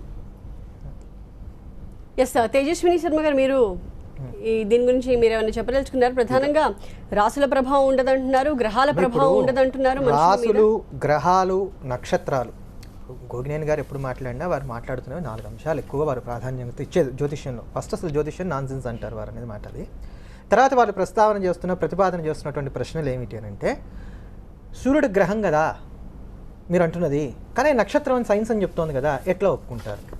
రెండవ మాట వారు అనేది ఏంటంటే, గ్రహాలకి కులాలు ఏమిటి? మూడవది వారు అనేది ఏంటంటే, శని అద్భుతమైనటువంటి గ్రహం, ఆయన ఎందుకు అలా పాడు చేశారు, ఆయన అంతో అందగాడు, ఆయన ఎందుకు అంత క్రూరంగా చూపెడుతున్నారు? ఇవి వారు ఎప్పుడు డిబేట్స్ జరిగినా, అంటే ఈరోజు వారు ఇంకా మాట్లాడలేదు కానీ ప్రశ్నలో, వారు ఎప్పుడు డిబేట్స్ జరిగినా జ్యోతిష్యుల్ని ఉద్దేశించి ప్రధానంగా సంధించేటువంటి ప్రశ్నలు ఇవే. ఒక మహేష్ బాబు ఉన్నప్పుడు ఆయనకి ఫ్యాన్ ఫాలోయింగ్ చాలా ఎక్కువ ఉంటుంది. గోగినేని గారు కూడా ఈరోజు ఫ్యాన్ ఫాలోయింగ్ చాలా ఉంది, అది కాదనడానికి లేదు కదా. సో ఇవే వారు. అయితే ఇందాక వారు ఒక మంచి మాట అడిగారు. అయనం, ఉత్తరాయణము డిసెంబర్ 22 జరిగిందా, లేకపోతే మీరు చెప్తున్నటువంటి ఇందాక నుంచి మీరు కొట్లాడుకునేటువంటి జనవరి 14-15 తారీఖులో జరిగిందా అని అడిగారు. అయితే అయనం వేరు, రవి సంక్రమణం వేరు. మీకు పంచాంగాలు తీసుకుంటే, సనాతన పంచాంగాలు ఏవి తీసుకున్నా అయన పుణ్యకాలము అని ప్రతి నెల రాస్తారు, లేదా ఉత్తరాయణానికి దీనికి రాస్తారు. కుంభంలోకి సూర్యుడు వెళ్తున్నప్పుడు ఒక అయినం వస్తుంది, దాన్ని కుంభాయనము అనేటువంటి పేరుతో రాస్తారు. మీనంలోకి వెళ్తే మీనాయనం అనే పేరుతో రాస్తారు. అది ఒక పుణ్యకాలం ఉంటుంది. సంక్రమణం ఇన్ ద సెన్స్ ఏంటంటే రవి రాశి మారేటువంటి ఘడియలు, దానికి సంక్రమణ పుణ్యకాలం అని రాస్తారు. సో ఇప్పుడు జరిగినటువంటిది, జనవరిలో జరిగినటువంటిది రవి సంక్రమణ పుణ్యకాలం. ఈ రవి సంక్రమణ పుణ్యకాలమే అనాదిగా మనం చేసుకుంటూ వస్తున్నది. కనుక దానికి ఉందమ్మా డిసెంబర్ 22 అయిన పుణ్యకాలం. ఆ మాట వాస్తవంగా ఒప్పుకోవాలి. అది జ్యోతిషాస్త్రంలో మనకి పంచాంగాల్లో కూడా రాయటం కూడా జరిగింది. అది ఇప్పుడు నేను అంటున్నది ఏంటంటే, నేను వీరిద్దరి వాదనలోకి నేను దూరట్లా. ఒక సనాతనమైనటువంటి వైదిక ధర్మాన్ని మీ ఇద్దరం కూడా నమ్ముతున్నటువంటి వారు, నేను కాదనట్లా, దాన్ని కూడా నేనేం కాదనట్లా. వేదముల్లో రాసులు లేవు అనేటువంటి మాట శుద్ధ అబద్ధం. ఎందుకనంటే వేదమంత్రాలే మనకు రాసులకు ఆపాదిస్తున్నది. ఉగ్రరథ శాంతి అని ఒక శాంతి చేస్తారు షష్ఠి సమయంలో, అందులో వేదాలలోంచి తీసుకున్నటువంటి మంత్రాలనే మరి వీడికి చెప్తున్నటువంటివి రాసులకి. అందులోంచి తీసుకున్నటువంటి వేదమంత్రాలే నక్షత్రాలకు చెప్తున్నాం, అందులోంచి తీసుకున్నటువంటి వేదమంత్రాలే వారాలకు చెప్పుకుంటున్నాం, అందులోంచి తీసుకున్నటువంటి వేదమంత్రాలే తిథులకి, కరణాలకి, యోగాలకి అన్నిటికీ చెప్పుకుంటున్నాం. ప్రతిదానికి వేదమంత్రం ఉన్నది అని అంటప్పుడు ఇది వేదోక్తమే అయింది, కానీ వేదోక్తం కానిది ఎట్లా అవుతుంది? ఎస్, ఇందాక బాబు గారు మీరు మాట్లాడుతూ జ్యోతిష్యం గురించి అప్పట్లో జ్యోతిష్యం వేరు అనే ఒక మాట కూడా అన్నారు. కొంచెం అప్పట్లో జ్యోతిష్యం వేరంటే ఇప్పుడు అసలు పురాణ కాలం ఎప్పుడో మనకి తెలియాలి. మరి పురాణాల్లో కూడా ఉన్నాయి కదా. దీని గురించి మాట్లాడు. గ్రహాల ప్రభావం మనుషుల మీద ఉంటాయా ఉండవా? ఈ నెల 31వ తారీఖున జరిగే సంపూర్ణ చంద్రగ్రహణం ప్రభావం నిజంగా మనిషి మీద ఉంటుందా? ఒక రాశి వాళ్ళకి అరిష్టం జరుగుతుందా జరగదా? దీని గురించి వరి అవ్వాల్సిన అవసరం ఉందా లేదా అని దాని గురించి మనం డిస్కస్ చేస్తున్నాము. ప్రస్తుతం మనతో మాట్లాడడానికి వేద పండితులు సూర్యనారాయణ శర్మ అందుబాటులో ఉన్నారు. సూర్యనారాయణ శర్మ గారు నమస్కారం అండి. నమస్తే అండి. మీరు ఈ చర్చనంతా చూస్తూనే ఉండుంటారు. 31వ తారీఖున చంద్రగ్రహణం, అది కూడా సూపర్ మూను, బ్లూ మూను, ఎక్లిప్స్ 3 కలిపి ఒకటేసారి వస్తున్నాయి. దీని ప్రభావం ప్రధానంగా కర్కాటక రాశి మీద ఉంటుంది అన్నది జ్యోతిష్య శాస్త్ర పండితులు చెప్తున్నారు. దీని గురించి మీ అభిప్రాయం ఏంటి? ఆల్రెడీ నా అభిప్రాయాన్ని మీరు ఒక బిట్టికి తీసుకురారండి. ఆల్రెడీ అభిప్రాయం చెప్పే ఉన్నాను. నేను మొట్టమొదటిగా చెప్పాలనుకున్నానంటే ఇక్కడ సభలో కూర్చున్న వాళ్ళందరికీ ఒక నమస్కారం ముందు. తర్వాత ఈ గ్రహణాల గురించి మనం మాట్లాడుకుంటున్నప్పుడు వాళ్ళు చెప్పిన సైన్స్ గురించి మనం మాట్లాడుకుంటే జ్యోతిష్ శాస్త్రానికి ఎటువంటి అనుసంధానం చెప్పడంలోని ఒక కాంతి కిరణం సముద్రం మీద పడినప్పుడు ఆ పడే కాంతి కిరణంలో మార్పు వచ్చినప్పుడు సముద్రం ఉపరితల ప్రాంతం మీద వాతావరణం మార్పు రావడం వల్ల మనకు ఆటుపోట్లు ఎక్కువ కనబడుతుంటాయి. అది గ్రహణ సమయంలో బాగా కనబడుతుంది. ఎక్కడ సముద్రం మీద కనబడుతుంటుంది. ఎప్పుడైతే సముద్రం మీద కనబడుతుంటుందో అది మనం చూడగలుగుతాం కాబట్టి అయ్యో అమావాస్య వచ్చినప్పుడు, పౌర్ణమి వచ్చినప్పుడు ఈ అలలు రావడం వలన దీనివల్ల మార్పు వస్తుందని చెప్పడానికి చాలా ఈజీగా ఉంటుంది. అదే కాంతి కిరణాల యొక్క ప్రభావం మార్పు వచ్చినప్పుడు భూమి మీద పడినప్పుడు వెంటనే మనం జడ్జి చేయలేం, కళ్ళతో జడ్జి చేయలేం. ఎందుకంటే భూమి మీద మార్పు మనం ఈజీగా ఐడెంటిఫై చేయలేం. సముద్రంలో కనబడుతుంది క్లియర్గా, వాటర్లో మార్పు, అలలు కనబడుతుంది కూడా చెప్పగలుగుతున్నాం. కానీ అలా అబ్జర్వ్ చేయలేదు, మనం తెలియలేదంత మాత్రాన భూమి మీద మార్పు లేదని మాత్రం అనడానికి అవకాశం లేదు. ఎందుకంటే ప్రకృతిలో జరిగే మార్పులు, ఆటుపోట్లు, వాతావరణంలో జరిగే మార్పుల వలన ఎన్నో మార్పులు జరుగుతాయని తెలుసు. ఒక్కొక్క చెట్టు ఒక్కొక్క కాలంలో పూస్తుంది, ఒక్కొక్క చెట్టు ఒక కాలంలో కాయ కాస్తుంది, ఒక్కొక్క చెట్టు ఒక కాలంలో కాయదు. అంటే ఇవన్నీ వాతావరణంలో మార్పును బట్టి సైంటిఫిక్గా అనుకోండి, లేకపోతే ఏ విధంగా అనుకోండి. ఇప్పుడు మన గోవిందన్ గారు అక్కడ ఉన్నారు కాబట్టి ఆయనకు నేను విషయం చెప్పాలనుకుంటున్నా, ఇంకేం లేదు. మనం మార్పులు చూస్తున్నాం. ఎండాకాలం, వానాకాలం, వర్షాకాలం, చలికాలంలో ప్రకృతిలో ఉన్న ఆహార పదార్థాలు ఏవైతే పుట్టిస్తున్నామో అన్నీ కూడా ఎన్ని మార్పులు జరుగుతుందో మనం చూస్తున్నాం. అలాగా గ్రహణ సమయంలో వచ్చే మార్పు కూడా మనం చూస్తుంది. అది మనం ఐడెంటిఫై చేయలేనంత మాత్రాన మార్పు జరగలేదు అన్నది మాత్రం పొరపాటు. తర్వాత ఇందాక బంగారుబాబు గారు చెప్పినట్టు 3-4 ఉదాహరణలు ఇచ్చారు. అదేవిధంగా ఈ రోజు ఇంకొక ఉదాహరణ చెప్పాలనుకుంటున్నాను. ఇంకా మనం మకర రాశి గురించి అని అనక్కర్లేదు. ప్రతిరోజు మీరు ఒరిస్సాలోని బాలాసూర్ అనే ప్లేస్ ఉంది, మీకు ఐడియా ఉండే ఉంటుంది, బాబు గారు కూడా తెలిసి ఉండొచ్చు. ప్రతిరోజు సముద్రము ఒక 2 కిలోమీటర్ల లోపలికి వెళ్ళి మళ్ళీ వస్తుంది. అది ఎందుకు లోపలికి వెళ్తుంది 2 కిలోమీటర్లు, ఎందుకు తిరిగి మళ్ళీ ముందుకు వస్తామన్న విషయం మీద అక్కడ ఏంటంటే ఫైరింగ్ కూడా జరుగుతుంటుంది. అంటే ఈ లోపలికి వెళ్ళడానికి కారణం ఏంటి, వెనక రావడానికి కారణం ఏంటి అనేది ఇప్పటికీ చాలా మంది దాని గురించి క్లారిఫికేషన్ లేదు. కాకపోతే గోవిందన్ బాబు గారు ఒకసారి ఒరిస్సా బాలాసూర్ వెళ్ళి ఆ సముద్ర తీరం వెళ్ళి చూడమనండి. అక్కడ ఏం చేస్తారంటే యుద్ధ ప్రణాళికలుగాను ఫైరింగ్ ఎలా చేయాలో నేర్చుకుంటారు మిలిటరీ వాళ్ళు. ఒక 2-4 కిలోమీటర్ల లోపలికి వెళ్తున్నాయి. అప్పుడు బండి మీద కూడా వెళ్తుంటారు, అందరం జీపుల్లో వెళ్తారు లోపలికి. ఇది జరుగుతున్నప్పుడు మనం చూస్తున్నాం. అదేంటి సైంటిఫిక్గా లేకపోతే కారణం ఏంటి అనే దానికేమో మళ్ళీ ఆయన చెప్పాలి సమాధానం. తర్వాత ఇంకొకటి ఏంటి, ఇందులో ఒక విచిత్రమైన బాబు గారితో ఒకసారి కూర్చున్నాను. ఆ విషయం ఏంటంటే ఏది మనం చెప్పినా అది కాదు అని చెప్పడానికి ఖచ్చితంగా ఆయన ఉంటారు, సందేహం లేదు. ఒక ఉత్తర ధ్రువం, ఒక దక్షిణ ధ్రువం అని ఉంది కాబట్టి భారతదేశంలో మన భూమి గుండ్రంగా ఉన్నప్పుడు కూడా ఏంటంటే magnetic power north and south ఉంది కాబట్టి బ్యాలెన్సింగ్ గా ఉంది ఈ భూమి అని చెప్తుంటారు సైంటిఫిక్ గా. కాబట్టి నేను ఆయన ఒక వాదన చేస్తారు, మేము ఒక వాదన చేస్తాం. ఎవరు వాదన ఖచ్చితంగా మీరు ఏం వాదన చేసినా దాన్ని వ్యతిరేకించడానికి ఆయన సిద్ధంగా ఉంటారన్నది మీరు చెప్తున్నది. ఏంటండి వాళ్ళు మాట్లాడే దాంట్లో ఒక్క పాయింట్ కూడా మీరు ఏకీభవించే అంశాలేమి మీకు కనిపించట్లేదా? ఆయన ప్రస్తావించారు కాబట్టి first I want to start with the 2 friends on either side. మీరు నన్ను ఎందుకు పిలిచారో నాకు తెలియదు, ఎందుకంటే ఈయనేమో జ్యోతిష్యం సైన్స్ కాదని నేను చెప్పేశారు. ఆ గ్రహాలు మీ గ్రహాలు ఒకటి కాదని కూడా చెప్పేసి సైన్స్ కాదు, మీరు అనుకుంటున్న సైన్స్ కాదు. అదే అంటే మీరు అనుకోవడానికి వేరే సైన్స్ కాదు, ఒక డిక్షనరీ, ఒక పదం, ఒక నిర్వచనం, దాని గురించి కూడా మాట్లాడచ్చు. కాకపోతే పాయింట్ ఏంటంటే జ్యోతిష్యం అన్నది మతంతో లింక్ అని ఆయన చెప్పేశారు. ఈయనేమో నేనేం మాట్లాడబోతాను ఈయన చెప్పేశారు, నా అవసరం లేదనమాట. నేను వచ్చింది అందుకే కదా. సూర్యనారాయణ శర్మ గారు కొంటగా ఏదో చెప్పారు కదా, కాబట్టి నేను సమాధానం ఇవ్వాలి. 2014 ఎలక్షన్ ప్రెడిక్షన్స్ ఇచ్చారు ఆయన, ఒకటన్నా కరెక్ట్ చెప్పారా? మరి ఇంత శాస్త్రం, ఇంత విజ్ఞాన శాస్త్రం అని చెప్పిన వాళ్ళు ఒక్కటి కూడా కరెక్ట్ చెప్పలేదే. ఇదంతా ఫలిత జ్యోతిష్యుల విషయాలు కదా, వీళ్ళేం ఖగోళ విజ్ఞాన శాస్త్రవేత్తలు కాదు కదా. అంటే దీనికి ఒక ప్రాక్టికల్ రిజల్ట్ కూడా ఉండాలి అంటే లెట్ మీ ఫినిష్ అండి. ఎందుకు పర్సనల్ అవుతుంది? ఇప్పుడు గోగినేని బాబు నేను చెప్పిన దానికి ఆపోజిట్ చెప్తాడన్నది పర్సనల్ కానప్పుడు నువ్వు చెప్పింది తప్పు అంటే తప్పు అవుతుందా? Let me finish, let me complete, please don't interrupt. ఇప్పుడు చూడండి, నేను పెద్దగా మాట్లాడితే మీరు ఫోన్ లైన్లో ఉన్నారు, మీ మాటే వినపడదు. So let me finish what I'm saying. ఇప్పుడు దిస్ ఇస్ ద థింగ్, నేనేం చెప్పాలనుకున్నానో చెప్పేసాను. ఇది మతంతో సంబంధం, ఇది సైన్స్ సంబంధం కాదు.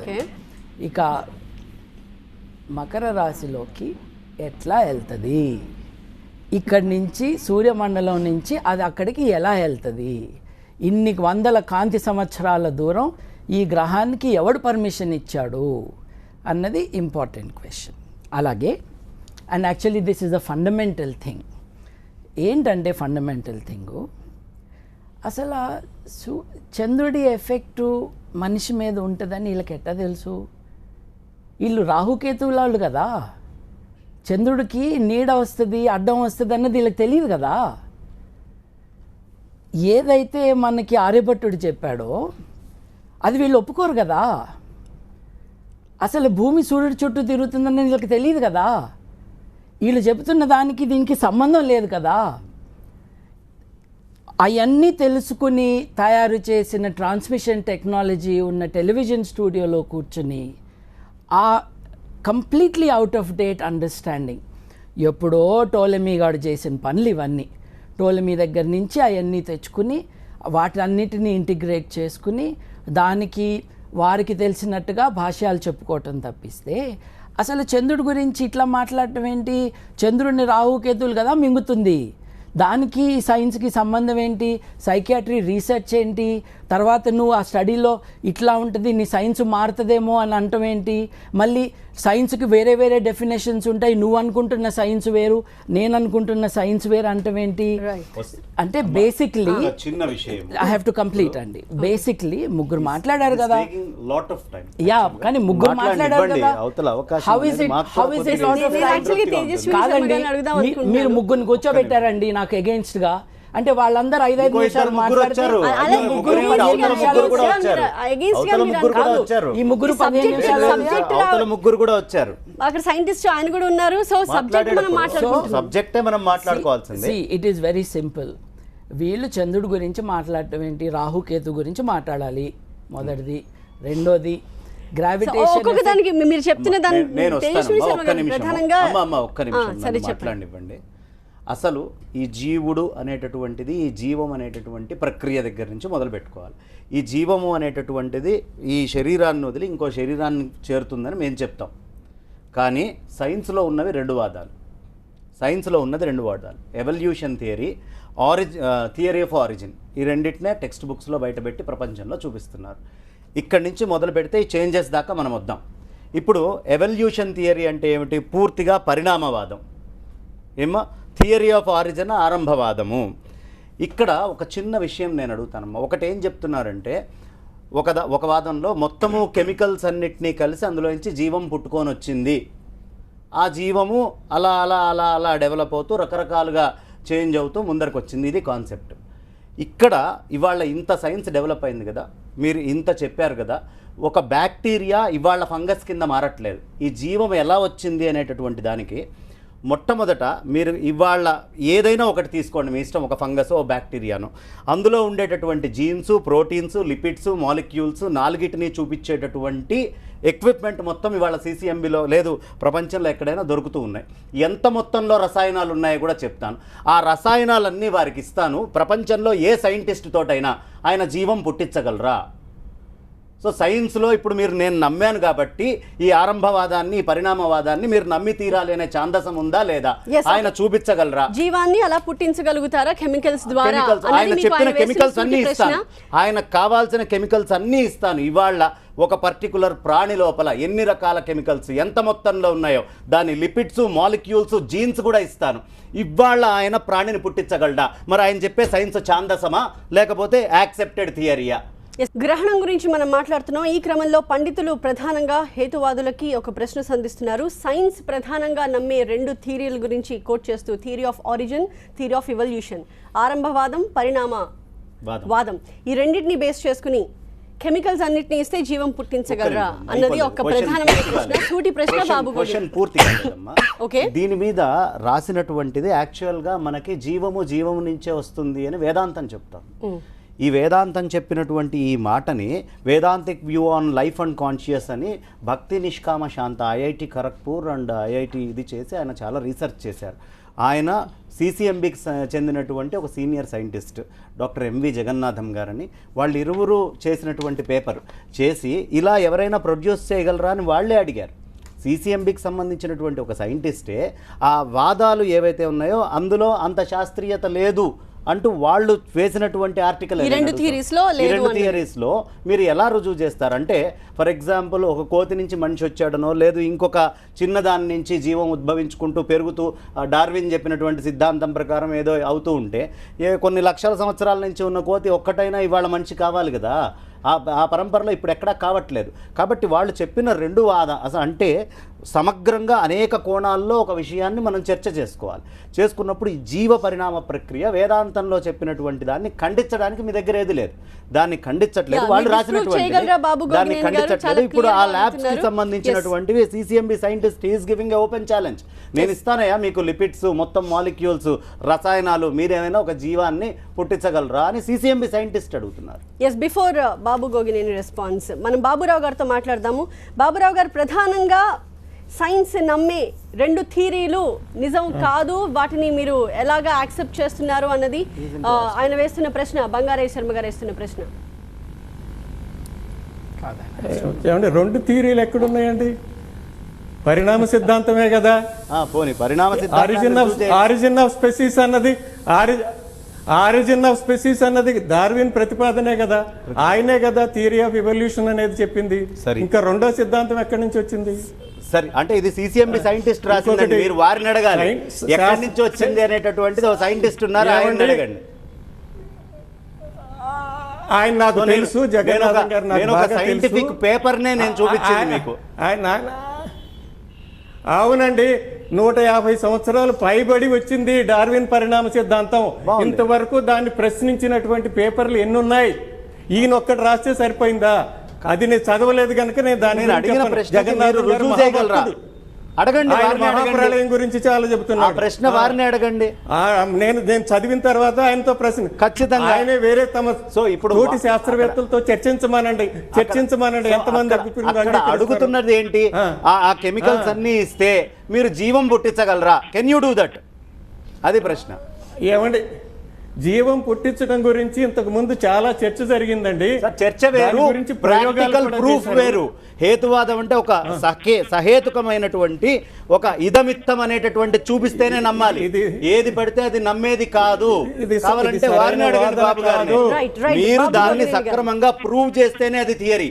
ఇప్పుడు ఈ ప్రశ్న ఆయన వేశారు, దాన్ని ప్రూవ్ చేయగలరా?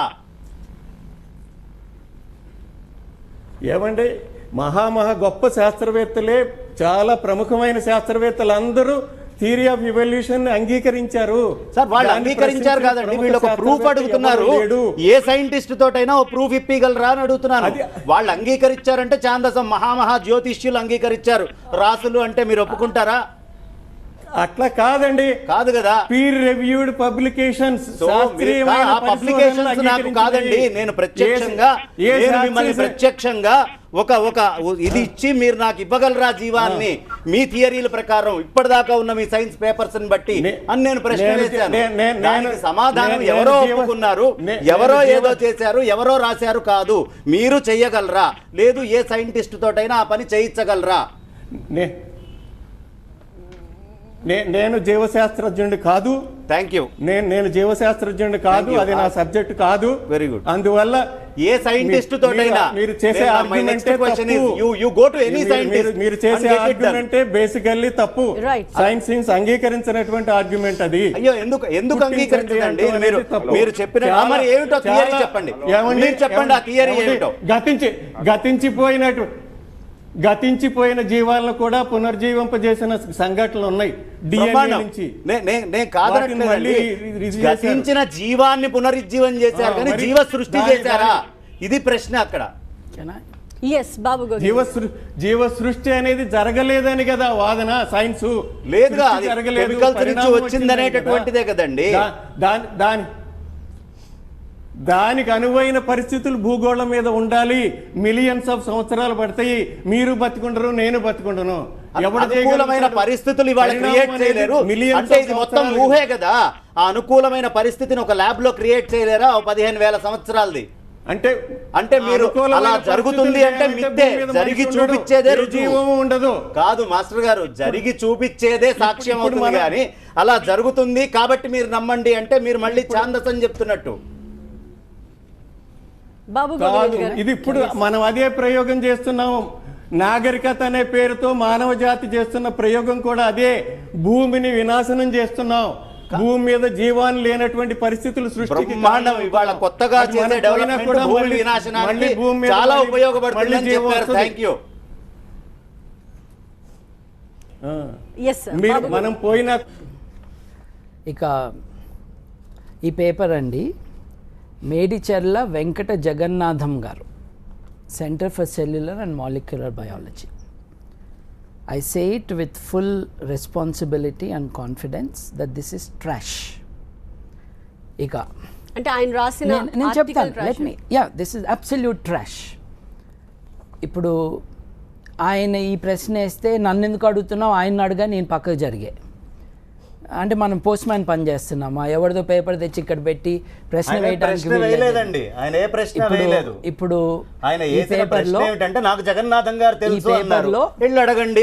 ఈ పేపర్లో టైటిల్ ఏంటంటే Vedantic view of life and consciousness. ఇది ఎక్కడ పబ్లిష్ అయింది? Vedantic view on life and consciousness. దీని రెఫరెన్సెస్ దీంట్లో ఉన్న రాసిన విషయాలు కాన్షియస్నెస్, సత్, ఆనంద, పరమాత్మ. దీని ఆర్టికల్ ఇది మొత్తం 2 పేజీలు లేదు. దీంట్లో రెఫరెన్సెస్ ఏంటంటే Bhakti Nishkama, let me talk and you're disturbing me. Bhakti Nishkama Shanta, ఇంకోటి Bhakti Nishkama Shanta, Chhaya long term effect of yogic practices, తర్వాత voluntary heart rate reduction following yoga using different strategies. అంటే quotations and references are also not from science. ఇప్పుడు మొత్తం వేదాంత అంటే philosophy జర్నల్లో ఉండాల్సింది science జర్నల్లో వచ్చింది. ఎట్లా అంటే ఇండియన్ సైంటిఫిక్ కాంగ్రెస్లో విమానాల గురించి జరిగింది చూడండి, ఏన్షియంట్ విమానాల గురించి. ఇప్పుడు ఈయన 2 విషయాలు చెప్పారు. పాపం ప్రాథమిక అవగాహన లేకుండా బయాలజీ గురించి 2 ప్రశ్నలు సంధించారు మనకి. ఈ సంధించిన ప్రశ్నలు ఏంటంటే theory of origin, theory of evolution. Actually theory of origin and evolution are together. ఇప్పుడు జడ పదార్థం నుండి మాలిక్యూల్స్ అన్నవి రెప్లికేట్ అవ్వటము, తర్వాత తన చుట్టూ ఒక కవరింగ్ ఏర్పరచుకోవటము, జీవకణం రావటము, అది మల్టిపుల్ సెల్స్ ఆర్గానిజమ్స్ కావటము, వాటిల్లో సెల్స్ స్పెషలైజ్ అవ్వటము, స్పెషలైజ్ అయిన సెల్స్ ఆర్గన్స్ తీసుకురావటము, ఆ ఆర్గన్స్ స్పెషలిస్ట్ అది చూపు కావచ్చు, బ్రీదింగ్ కావచ్చు, or it could be locomotion and so on. This is the process of evolution. So ఈ 2 థియరీలు ఉన్నాయి అంటాము, it is meaningless because those are related to one to the other. ఇకపోతే ఈ ఛాలెంజ్ ఏదైతే ఉందో, ఛాలెంజ్ ఏదైతే అన్నారో, నేను నీకు అన్నీ ఇస్తాను నువ్వు క్రియేట్ చేయగలవా అని, ఇది ఒక ప్రశ్న ఏమో డైరెక్ట్గా అడగచ్చు, నువ్వు చెయ్యి మతంతో, చేయలేవుగా నువ్వు కూడా మతంతో. మతం చెప్పేది జీవన్ నుంచి జీవం వస్తుంది తప్ప సృష్టి కాదు. ఆగండి ఆ మాట అడిగామనుకోండి ఆన్సర్ లేదు. కానీ అలా కాకుండా వాస్తవాలు చర్చించుకుందాం. ఒపారిన్ అనే సైంటిస్ట్ గారు 1950s, ఇప్పుడు కాదండి 1950s, ఆయన ఇచ్చిన థియరీకి బేసిస్లో ఏ బయోజెనిసిస్, లాట్స్ ఆఫ్ థియరీస్, అవన్నీ డీటెయిల్స్లోకి వెళ్ళక్కర్లేదు, వాటి బేసిస్లో మిల్లర్ అనే ఆయన ఎక్స్పెరిమెంట్ చేశాడు. ఒక ఫ్లాస్క్లో అమోనియా, నైట్రోజన్, ఏవైతే వాళ్ళు ఒకప్పుడు భూమి మీద ఒక 300 కోట్ల సంవత్సరాల క్రితం భూమి మీద ఎటువంటి ఎలిమెంట్స్ ఉంటాయో అని ఊహించుకోవడం అంటే జస్ట్ క్రియేటివ్ ఇమాజినేషన్ కాదు, they have estimated that is there. ఈ జగన్నాథం గారు ఉన్నారు చూడండి, ఇంత పెద్ద సైంటిస్ట్ గారు, CCMB సైంటిస్ట్ గారు 5 బేసిక్ ఎలిమెంట్స్ అని రాసుకుంటున్నాడండి. సైన్స్లో ఎలిమెంట్స్ 100 కంటే ఎక్కువ ఉన్నాయండి. అంటే ఈయనకేం తెలీదు, ఈయన రిలీజియస్ పేపర్ రాశాడు ఇక్కడ. అట్లా కాదు, వాళ్ళు ఏం చేశారంటే అప్పుడు ఏ ఎలిమెంట్స్ ఉంటాయో అన్న ఎస్టిమేట్ చేసి వాటిని ఫ్లాస్క్లో వేసి, ఎర్లీ ఇయర్స్ ఆఫ్ ది ఎర్త్లో అన్స్టేబుల్ అట్మాస్ఫియర్ కారణంగా ఎక్కువ లైటనింగ్ రావటం అన్నది తెలుసు కాబట్టి దాంట్లోకి ఒక ఎలక్ట్రికల్ ఛార్జ్ పంపించారు ఫ్లాస్క్లోకి. ఏమైందో తెలుసా అండి? ఎమైనో యాసిడ్స్ వచ్చాయి. Amino acids are the basic building blocks of protein. Protein is a basic thing for life, so you can even say it's a building block for life. ఫ్లాస్క్లో కొన్ని ధాతువులను కలిపి electricity pass చేస్తే ఇది జరిగింది. రెండోది, నేను నీకు అది ఇస్తాను ఇది ఇస్తాను ఇవన్నీ కలిపి నువ్వు జీవాన్ని చేస్తావా? క్రేగ్ వింటర్ అని 10 ఏళ్ళు కూడా కాలేదు, I forget the exact year, but it's probably 2006 or 7, I'm not certain.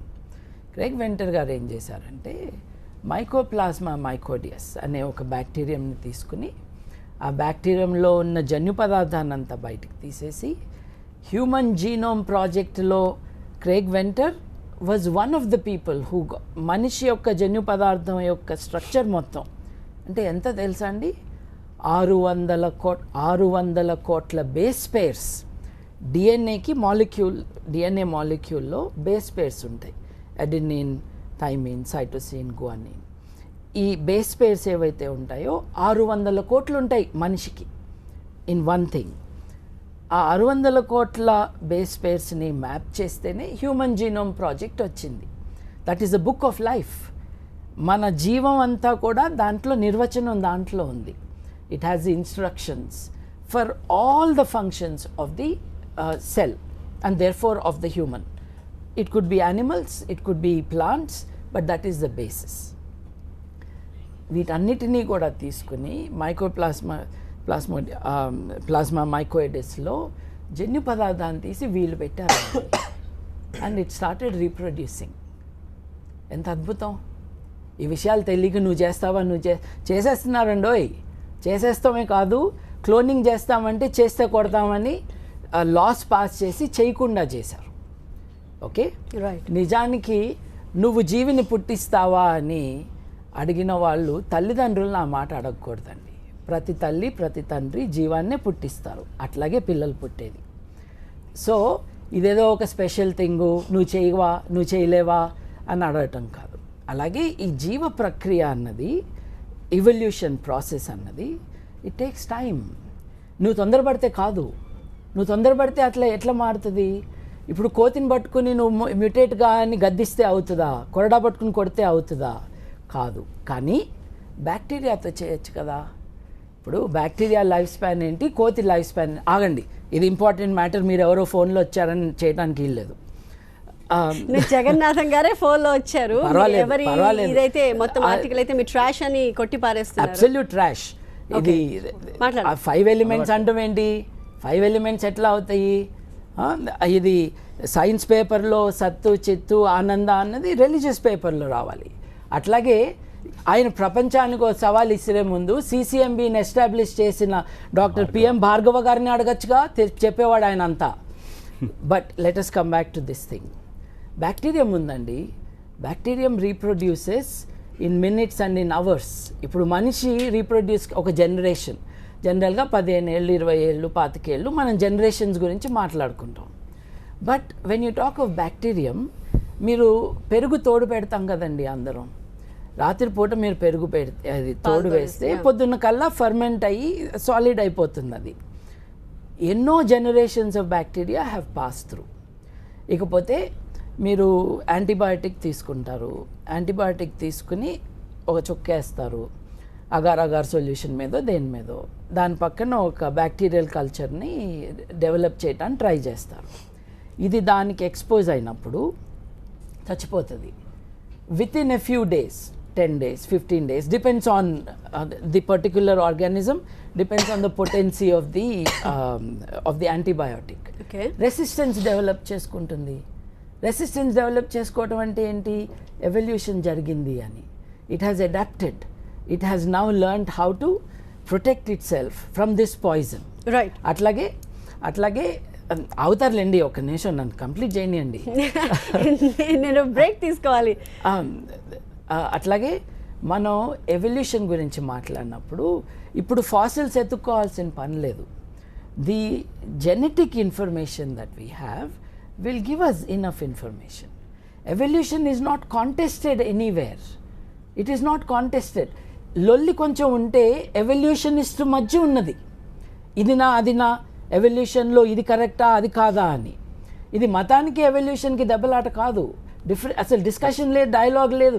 మతానికి ఏం సంబంధం అండి ఈ సైన్స్ గురించి? వాళ్ళకి ఏం తెలుసండి? అడగమనండి, ఆయన సైంటిస్ట్ డైరెక్ట్గా ఎవరైతే ఆ ఆర్టికల్ రాశారో ఆ సైంటిస్టే అందుబాటులో ఉన్నారు కాబట్టి CCMB scientist MV Jagannatham theory of evolution ఆరిజిన్ని కోట్ చేస్తూ రాసిన ఒక ఆర్టికల్ ఇప్పుడు చర్చనీయాంశం అవుతోంది. ఈ ఆర్టికల్ పూర్తిగా ట్రాష్ అని బాబు గోగినేని కొట్టిపారేస్తున్నారు. మరి సాక్షాత్తు ఈ ఆర్టికల్ రాసిన సైంటిస్ట్ జగన్నాథం ఏమంటారో తెలుసుకుందాం. జగన్నాథం గారు, మీరు చర్చని చూస్తూనే ఉండుంటారు. మీరు ఏదైతే ఒక ఆర్టికల్ని మీరు బయటకు తీసుకొచ్చారు అది పూర్తిగా ట్రాష్ అంటున్నారు బాబు గోగినేని. మాట్లాడచ్చండి? ఎస్, మాట్లాడండి జగన్నాథం గారు. నమస్కారం అండి. నమస్తే. చర్చా కార్యక్రమాన్ని చూస్తున్నాను. శ్రీ బంగారయ్య శర్మ గారు ఒక సహేతుకమైనటువంటి ప్రశ్న అడిగారు. ఒక జీవకణంలో ఉండేటటువంటి వివిధ అణువులని మీకు అన్నిటినీ గుర్తించి వాటిలన్నిటినీ మీకు ఇస్తే వాటిల్లోంచి జీవం తయారు చేయగలరా అనేటటువంటి ఒక సహేతుకమైనటువంటి ప్రశ్న వేశారు. ఆ ప్రశ్నకి ఒక సరైన శాస్త్రవేత్త చెప్పే సమాధానం ఏమిటంటే, ప్రస్తుతం మాకు తెలిసినటువంటి పరిజ్ఞానంతో మేము అది చేయలేము, ఇది నాకు తెలియదు. ఒక శాస్త్రవేత్తగా నాకు తెలియదు అని చెప్పడంలో తప్పు లేదండి, అది అంగీకరించాల్సిన విషయం. తెలిసిన విషయాన్ని తెలిసినట్టు చెప్పాలి, తెలియని విషయాన్ని తెలియనట్టు చెప్పాలి. ఇప్పుడు బాబు గారు చేసినటువంటి వ్యాఖ్యానం నేను విన్నాను. ఆయన ఇది ట్రాష్ అన్నారు. అది ట్రాష్ అన్నది అసలు ఆర్టికల్ చదవకుండా అన్నటువంటి మాట. ఏంటంటే దాని పూర్వపరాలు నన్ను చెప్పనివ్వండి, తర్వాత మీరు మాట్లాడతారు. దాని పూర్వపరాలు మీకు తెలిసి ఉండాలి. దాంట్లో అడిగిన ప్రశ్న ఏంటంటే, వేదాంతంలో ఆరంభవాదం మీద పరిణామవాదం మీద కొన్ని విషయాలు రాసి ఉన్నాయి. ఆధునిక శాస్త్రవేత్తలు ప్రపంచవ్యాప్తంగా చేస్తున్న పరిశోధన ద్వారా ఆరంభవాదం మీద పరిణామవాదం మీద కొన్ని సిద్ధాంతాన్ని ప్రతిపాదన చేశారు. వారు చేసిన ప్రతిపాదనలు వేటికి కూడా సంపూర్ణమైనటువంటి ఆధారాలు ఇంతవరకు దొరకలేదు. కాబట్టి అణువుల నుంచి chemical molecule, chemical evolution to biological evolution is a gradual process and this is what scientist are believing. అందులో నేనేమీ అపనమ్మకం లేదు, దానిని అంగీకరిస్తున్నాను, బిలీవ్ చేస్తున్నాను, నమ్ముతున్నాను, ఒప్పుకుంటున్నాను. కానీ దాన్ని మీరు రుజువు చేయగలరా అంటే రుజువు చేయలేం. ఇప్పుడు నేను రాసిన వ్యాసం గురించి మాట్లాడదాం. నేను రాసిన వ్యాసంలో నేను చెప్పిన ఏమిటంటే, వేదాంతంలో ఆరంభవాదం మీద పరిణామవాదం మీద ఏ సిద్ధాంతం ఉంది, ఆధునిక శాస్త్ర పరిజ్ఞానంలో వీటి మీద ఏ రకమైనటువంటి సిద్ధాంతాలు ఉన్నాయి, ఈ సిద్ధాంతాల ఆధారంగా వేదాంతంలో ఉన్నటువంటి విషయం ఇప్పటికీ కూడా ఇంకా ఈ పరిగణనలో తీసుకోవాల్సినటువంటి అవసరం ఉంది, అంత స్ట్రాంగ్ గా వేదాంతంలో రాసి ఉంది అని. అది ఏమిటో అప్పుడు మీకు తెలియజేస్తాను. దాంట్లో చెప్పినటువంటి విషయం ఏంటంటే ఆ వేదాంతంలో ప్రకృతిలో జీవ సృష్టి ఆరంభము పరిణామం అనేటువంటి రెండు సిద్ధాంతాల మీద విశేషమైనటువంటి కృషి చేశారు. మన ఋషులు మునులు దాని మీద కొన్ని ప్రతిపాదనలు చేశారు. అవి ఏమిటంటే జీవనానికి ఆరంభము అంతము ఉండదు, ఇది ఒక సైక్లిక్ ప్రాసెస్ అన్నారు. సైక్లిక్ ప్రాసెస్ అంటే దాని అర్థం ఏంటంటే మీకు ఒక వృత్తాన్ని గీసి ఎదురుగుండా చూపిస్తున్నారు. మీరు సూర్యబింబం గ్రహణం చూపిస్తున్నారు కదా, ఆ వృత్తంలో కేంద్ర బిందువును తీసేసి చుట్టూరా ఉన్నటువంటి పేరు సర్కంఫరెన్స్ అంటారు దాన్ని. ఆ సర్కంఫరెన్స్ లో మీకు ప్రారంభం ఎక్కడ అంతం ఎక్కడ అంటే మీరు ఏమైనా సమాధానం చెప్పగలరా? ఇదే ఆరంభవాదము పరిణామవాదం. పరిణామవాదానికి వస్తే ఆరంభం అనేటువంటిది లేదు. నిజంగా ఆరంభము ఈ పరిణామం అనేటువంటిది ఈ జీవ ప్రక్రియ నిరంతరము కొనసాగే ప్రక్రియ. దీనికి ఒక ఆరంభం అనేటువంటిది అంతం అనేటువంటిది ఉండదు. అంతనే ఇది ఈ ప్రాణం అంటే ఏమిటి? వైటల్ ఫోర్స్, ప్రాణం, ఆత్మ, ఇలా రకరకాల పదాలుగా మనం పిలిచేటటువంటి ప్రాణం ఏదైతే ఉందో ఈ ప్రాణం ఈ రసాయనాల్లోకి ఏ రకంగా ప్రవేశిస్తోంది, ఏ రకంగా బయటకు వస్తుంది అన్నది పరిణామవాదం కిందకు వస్తుంది. దాని గురించి ఆలోచించినట్టయితే వేదాంతంలో ఏం చెప్పారంటే వేదాంతంలో ఒక జీవుడుగా ఉండేటువంటి ఆత్మ అతను చేసినటువంటి కర్మలో పరిపక్వం చెప్పినటువంటి విశేషాన్ని బట్టి తర్వాత వచ్చేటటువంటి దీనిలో వేరే రకమైనటువంటి ఆకృతిని పొందుతుంది. అంటే ఆత్మ మనం కొత్త బట్టలు ధరించి పాత బట్టలను ఏ రకంగా అయితే విడిచిపెడతామో అదే రకంగా ఆత్మ ఈ శరీరాన్ని విడిచిపెట్టి కొత్త శరీరంలోకి ప్రవేశిస్తుంది అనేటటువంటి పరిణామవాదాన్ని ఇప్పుడు వేదాంతంలో ఎన్నో వేల సంవత్సరాల క్రితం చెప్పినటువంటి పరిణామవాదాన్ని డార్విన్ మహాశయుడు వక్రీకరించి ఒక కణంగా జీవకణంగా ఉండేటటువంటిది జీవ పరివర్తనాల వల్ల లేదా రకరకాలైనటువంటి వాతావరణ మార్పుల వల్ల ఒక కోతి నుంచి మానవుడు పుట్టాడు అనేటువంటి జనరల్ గా మీరు చెబుతున్నారు కదా, అది ఆయన చెప్పినట్టు గ్రాడ్యువల్ ప్రాసెస్ అన్నారే. ఆ గ్రాడ్యువల్ ప్రాసెస్ అనేక వేలటువంటి సంవత్సరాలు తీసుకుంటుంది. అయితే ఇంతవరకు కూడా బ్యాక్టీరియా వేలాది సంవత్సరాల నుంచి బ్యాక్టీరియా మన భూగోళంలో ఉందండి. ఆ బ్యాక్టీరియాగా మాత్రమే ఉందండి. బ్యాక్టీరియా ఫంగస్ కాలేదు, ఫంగస్ గాడిద కాలేదు, గాడిద కుక్క కాలేదు. కాబట్టి పరిణామవాదం చెప్పేటప్పుడు జీవ పరివర్తనాలు మేము అంగీకరిస్తున్నాం. ఇది భౌతికంగా రుజువు చేస్తున్నటువంటి విషయం కాబట్టి ఆరంభవాదము పరిణామవాదం అని చెప్పే విషయంలో మనం వృత్తం మీద ఏ రకంగా అయితే ఆరంభము అంతము ఏ రకంగా చెప్పలేమో అదే రకంగా ఆరంభము పరిణామాన్ని చెప్పలేము. రెండు ఉండవు. ఆరంభము ఇది continuous process, life process continuous process. పరిణామవాదం ఆత్మ ఒక శరీరాన్ని వదిలి మరొక శరీరంలోకి ప్రవేశిస్తుంది. కాబట్టి ఇప్పుడు మీకు కుక్క గాడిద అయిందన్నా గాడిద నక్క అయిందన్నా ఈ పరిణామవాదాన్ని అంగీకరించడానికి ఏ రకమైన అభ్యంతరం ఉండదు. ఇది శాస్త్రవేత్తలకు కూడా, ఎందుకంటే దీన్ని ప్రస్తుతం రుజువు చేయడానికి కొంచెం కష్టపడుతుంది. అయితే సాక్షాత్తు ఒక శాస్త్రవేత్త ఇలాంటి ఒక వ్యాఖ్యలు చేయడం అనేది ఖచ్చితంగా ఇది ఒక సంచలనంగానే మనం చూడాలి. జీవానికి అంతము ఆరంభము రెండు ఉండవు అన్నది ప్రధానంగా ఆయన చెప్తున్నది. అయితే ఇంకొక విషయం చెబుతున్నాను. ఒక్క విషయం, ఫైనల్ విషయం చెప్పనివ్వండి. చెప్పండి మేడం. చెప్పండి. ఇప్పుడు మనకి సైన్స్ ఏం చెబుతోందంటే ఇక పూర్వం సైన్స్ లో ఒక సిద్ధాంతం కనుక ప్రతిపాదన చేసినట్టయితే ఆ తర్వాత కాలంలో దాని మీద ప్రయోగాలు చేసి ఆ సిద్ధాంతం తప్పు అని కానీ సిద్ధాంతంలో మార్పులు చేయాలని కానీ చెబితే సైంటిస్ట్ గా నేను అంగీకరిస్తాను. నేనే కాదు, ప్రపంచంలో ఏ శాస్త్రవేత్త అయినా అంగీకరిస్తాడు. ఏం చేత ఈవేళ మనం చేసిన ప్రయోగాలకు మనకు ఏ రకమైనటువంటి నిరూపణ లభించిందో ఆ నిరూపణే మనకి అంగీకారము. అలాగే అంటే ఒకవేళ ప్రతిపాదించిన సిద్ధాంతం తప్పు అంటే ఆ సిద్ధాంతాన్ని కొట్టివేయడానికి కానీ ఆ సిద్ధాంతాన్ని తీసేసి కొత్త ప్రతిపాదించే సిద్ధాంతం ప్రతిపాదించడానికి కానీ సైన్స్ అంగీకరిస్తుంది. సైన్స్ ఈ రకమైనటువంటి మార్పులను అంగీకరించేటువంటి శక్తి కలిగినటువంటి ఆయుధం సైన్స్. అయితే సైన్స్ కేవలం ఒక మూఢత్వాన్ని నమ్మదు. సైన్స్ ఒక మూఢత్వంగా ఒక మతంగా చేద్దామని ఒక మూఢాచారాలుగా సైన్స్ మూఢాచారాలను ప్రవేశపెట్టాలని కొంతమంది ప్రవేశం చేస్తున్నారు చూసారా, అది తప్పు. కారణం ఏంటంటే సైన్స్ లో ఒక సిద్ధాంతం చెప్పినప్పుడు నేను ఏ విధంగా అయితే మీకు తెలియజేశానో ఆ సిద్ధాంతాన్ని ఎప్పుడైతే మనకు మార్పు చేసుకునే అవకాశం వచ్చిందో వేలాది సంవత్సరాల క్రితం కింద వేదాంతంలో మనకు చెప్పినటువంటి విషయం స్పష్టంగా ఉంది. ఆ విషయం ఉన్నప్పుడు కేవలం సైన్స్ లోనే కాకుండా ఇతర రంగాల నుంచి కానీ ఇతర శాస్త్రాల నుంచి కానీ ఏదైనా సశాస్త్రీయమైనటువంటి విషయం మనం అంగీకరించగలిగితే అది సైన్స్ అంగీకరిస్తుంది. అది అంగీకరించడం సైన్స్ కి చాలా ఇంపార్టెంట్. అది కనుక నేను అంగీకరించడానికి కనుక సైన్స్ చెప్పింది అంటే అది సైన్స్ కాదు.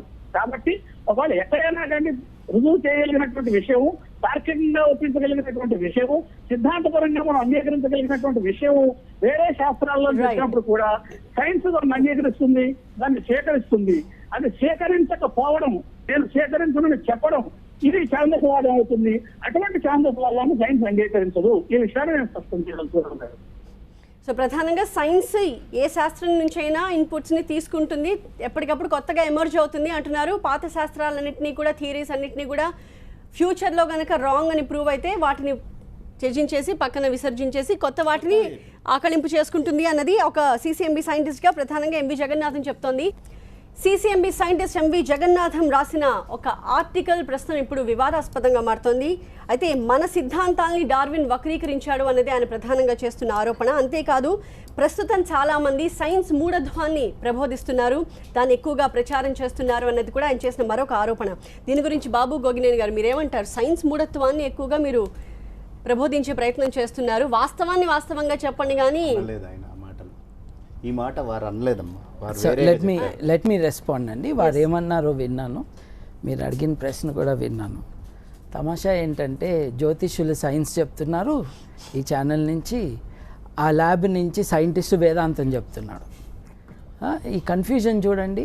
అసలు ఎవరు ఏది చేయాలి, ఎవరు స్పెషలైజేషన్ ఏది అన్నది మర్చిపోయి నోటికి వచ్చింది మాట్లాడేయడం జరిగితే సైంటిస్ట్ గారు ఇట్లా మాట్లాడతారు. బట్ అసలు ఒరిజినల్గా మనం కూర్చున్నది దేనికండి? మనం కూర్చున్నది గ్రహణం గురించి మాట్లాడటానికి. ఇప్పుడు మా సూర్యుడు వేరన్నారు, మా రాసులు వేరన్నారు, నువ్వు చెప్పే సూర్యుడికి నీకు కనిపించే సూర్యుడికి దీనికి సంబంధం లేదన్నారు. ఇంకా అంత చెప్పినాక కనిపించే చంద్రుడికి గ్రహణం వస్తే వీళ్ళకి సంబంధం లేదు కాబట్టి సైన్స్లోకి వెళ్ళారు, అంతే కదా. ఇకపోతే ట్రాష్ అని ఎందుకన్నానంటే I want to explain this to you. ఒక రిలీజియస్ జర్నల్లో ఈ విషయాలన్నీ చెప్పుకుంటే బాగానే ఉంటుంది. ఎందుకంటే దిస్ జర్నల్ ఆర్టికల్ నేను చదివాను. నేను ఆ 2 పేజీలు చదివినాకనే మాట్లాడింది. It is very very clear. This is about religion, not about science. చూడండి, ఇప్పుడు all theories in modern science are acceptable only when they are empirically verifiable అని ఒక ఆబ్వియస్లీ డాగ్మాటిక్ సైంటిఫిక్ అప్రోచ్ ఒకటి ఉన్నది అని ఆయన అంటున్నాడు. అంటే రుజువు ఉంటే కానీ సైన్స్ కాదని అంటున్నారు అని ఆయన వాపోతున్నాడు.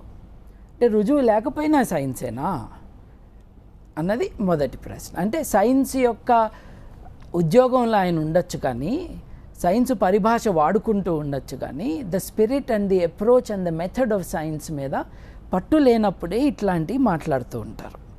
అలాగే ఇదంతా ఈ 2 పేజీన్నర ఆర్టికల్ ఏదైతే ఉందో ఇది పెద్ద వాల్యూమ్ ఏం కాదు.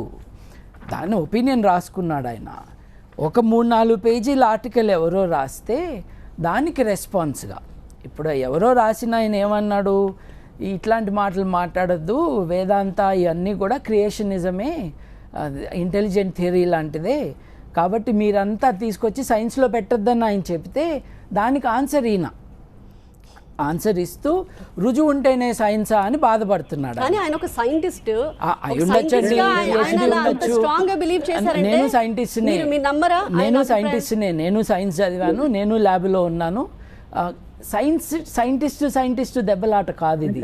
అసలు దీంట్లో సైంటిఫిక్ అప్రోచ్ లేదు, ప్రాథమిక అవగాహన లేదు సైన్స్ అంటే ఏమిటో. చూడండి, అంటే ఓన్లీ సైన్స్ గురించి మాత్రమే మాట్లాడితే అది సైన్స్ అని అంటున్నారా? వేరే ఎలిమెంట్స్ కవిత్వం గురించి మాట్లాడి సైన్స్ అంటారా? వేరే ఎలిమెంట్స్ ని ఇన్కార్పొరేట్ చేసి, దాని రిలేటెడ్ ఎలిమెంట్స్ ని ఇన్కార్పొరేట్ చేసి రాస్తే ఒక ఆర్టికల్, అది ఆర్టికల్ ఫిలాసఫీ అవుతుంది, లేకపోతే రిలీజియస్ ఆర్టికల్ అవుతుంది, లేకపోతే థియాలజీ అవుతుంది. సైన్స్ ఎట్లా అవుతుంది అన్నదే ప్రశ్న. ఇప్పుడు this article belongs in a religious journal, in a scientific journal it's trash అంటారు. ఆయన మాట్లాడుతున్నా జగన్నాథం, ఆయన ఎట్లా మాట్లాడతాడు నేను చెప్పాలి కదా. అంటే రాసింది ఆయన కాబట్టి నేను చెప్పిందంతా వినాలి కదా ఆయన. ఇప్పుడు మౌని అమావాస్య ఎవడు మాట్లాడొద్దని లాస్ట్ ఇయర్ చేశారు, అట్లా నన్ను మాట్లాడకపోతే ఆయన దేనికి రెస్పాన్స్ ఇస్తాడు? సరే మాట్లాడండి. చూడండి, దీంట్లో వేదాంతిక్ కాన్సెప్ట్స్ సైన్స్ కాన్సెప్ట్సా? అలాగే ఇప్పుడు limits of science should be expanded to include the logically established ideas from any other branch of knowledge. Science అంటే కేవలం లాజిక్కేనా? వాస్తవానికి సంబంధం లేదా? ఫిలాసఫీ సైన్స్ అవుతుందా? పోయట్రీ సైన్స్ అవుతుందా? సైన్స్ అంటే ఎగ్జాక్ట్ సైన్సెస్, ఫిజికల్ సైన్సెస్, వెరిఫైయబిలిటీ, క్వాంటిఫైయబిలిటీ, అట్లాగే ఒక ఎక్స్పెరిమెంట్ రిపీట్ చేయటము, ఇవన్నీ ఆయనకు పట్టవా? అలాగే నా విషయానికి వేదాంత, ఆగండి సార్ మీరు, జగన్నాథం గారు పాయింట్స్ నోట్ చేసుకుని మాట్లాడదాము. వేదాంత అండ్ క్రియేషనిస్ట్ మూవ్మెంట్ గురించి రాస్తూ, Vedanta advocates systematic study towards the search of the ultimate truth. ఇది చూసారా? Vedanta advocates systematic study towards the search of the ultimate truth. అక్కడ అభ్యంతరాలు ఉండాల్సిన అవసరం లేదు. కానీ సైంటిఫిక్ ట్రూత్ అన్నది ఏమిటి అన్నది మనకు క్లారిటీ లేకపోతే, ఫిలసాఫికల్గా, థియోలాజికల్గా, రిలీజియస్గా మనం ట్రూత్ అని మనం ఏదైతే సత్యం అని అంటామో ఫిలసాఫికల్గా, దాన్ని సైంటిఫిక్ ఫ్యాక్ట్స్ కింద కన్ఫ్యూజ్ చేయడానికి వాడిన పదం అది. ఇప్పుడు Vedanta is a legitimate exercise in philosophical speculation. దాన్ని సైన్స్ అనొద్దు, సైన్స్ని తీసుకెళ్ళి వేదాంత అనొద్దు. ఇప్పుడు నాకు ఒకటి కొంత ఆలోచన ఏంటంటే, ఇంతకాలము అందరూ కలిసి దశావతారాలంటేనే అసలు ఎవల్యూషన్ కదా అని చెప్పుకున్నారు. ఇప్పుడు ఈయన ఎవల్యూషన్ లేదంటున్నాడు. మరి దశావతారాల సంగతి ఆయనే చెప్పుకోవాలి. అట్లాగే the source of infinite consciousness అంటున్నారండి. ఇన్ఫైనైట్ కాన్షియస్నెస్ ఇది ఏం జర్నల్ అండి ఇది? ఇన్ఫైనైట్ కాన్షియస్నెస్ పరమాత్మ అని రాసుకున్నది, చైతన్య కాన్షియస్నెస్ అన్నది, దాన్ని తీసుకొచ్చి సైన్స్లో పెడతారండి. ఏ సైంటిఫిక్ కేటగిరీలో వస్తుందండి? ఏ ఎక్స్పెరిమెంట్ జరిగిందండి? ఏ థియరీ ఉందండి దీనికి బ్యాకప్? ఎన్ని శాంపుల్స్ ఉన్నాయండి దానికి ఎగ్జామిన్ చేయటానికి? సోల్ అంటున్నారు, సోల్ ఎక్కడన్నా ఉందండి? ఎక్కడైనా చూపించారండి? ఫోటోషాప్లో, యూట్యూబ్లో చేసిన సోల్ తప్పిస్తే ఇంకెక్కడన్నా కనిపించిందండి సోలు? దాని మీద పేపర్ రాశారు. అయితే ఆగండి సార్ మీరు, 5 ఎలిమెంట్స్లో పంచభూతాలు, ఎర్త్ ఈజ్ ఎలిమెంట్ అంటున్నాడు ఆయన. ఎలిమెంట్స్ అన్నీ ఎర్త్లో ఉన్నాయి. మళ్ళీ జల్ అంటున్నాడు, జల్ ఎలిమెంటా? అది ఆక్సిజన్ హైడ్రోజన్ కలిస్తే కాదు. ఫైర్, అగ్ని ఎలిమెంటా? వాయువులో ఎన్ని ఎలిమెంట్స్ ఉన్నాయి? ఎన్ని గ్యాసులు కలిస్తే అయింది? It leaves one body, enters another body. ఇందా చెప్పారు చొక్కాలు ఇప్పేసి చొక్కాలు వేసుకోవచ్చు అనేదో. ఇది డ్రెస్సింగ్ అన్డ్రెస్సింగ్ మ్యాటర్ ఇది కాదు కదా. See, you can pursue this pursuit in a religious context. It is a legitimate exercise of trying to understand the truth. దాంట్లో అబ్జెక్షన్ ఏం లేదు. ఇప్పుడు ఈ మతాన్ని నమ్మేవారు కానీ, ఈ ఫిలాసఫీ నమ్మేవారు కానీ legitimately they can pursue it. My objection, once again I repeat, is to calling it science. ఇప్పుడు కాన్షియస్నెస్ ఈజ్ ఫండమెంటలు, లేకపోతే గాడ్ ఈజ్ ఫండమెంటలు, సత్ ఎగ్జిస్టెన్స్, చిత్ అంటే సత్తు చిత్తు వేరని కదా ఇట్లా మాట్లాడటము. This does not belong in a scientific journal.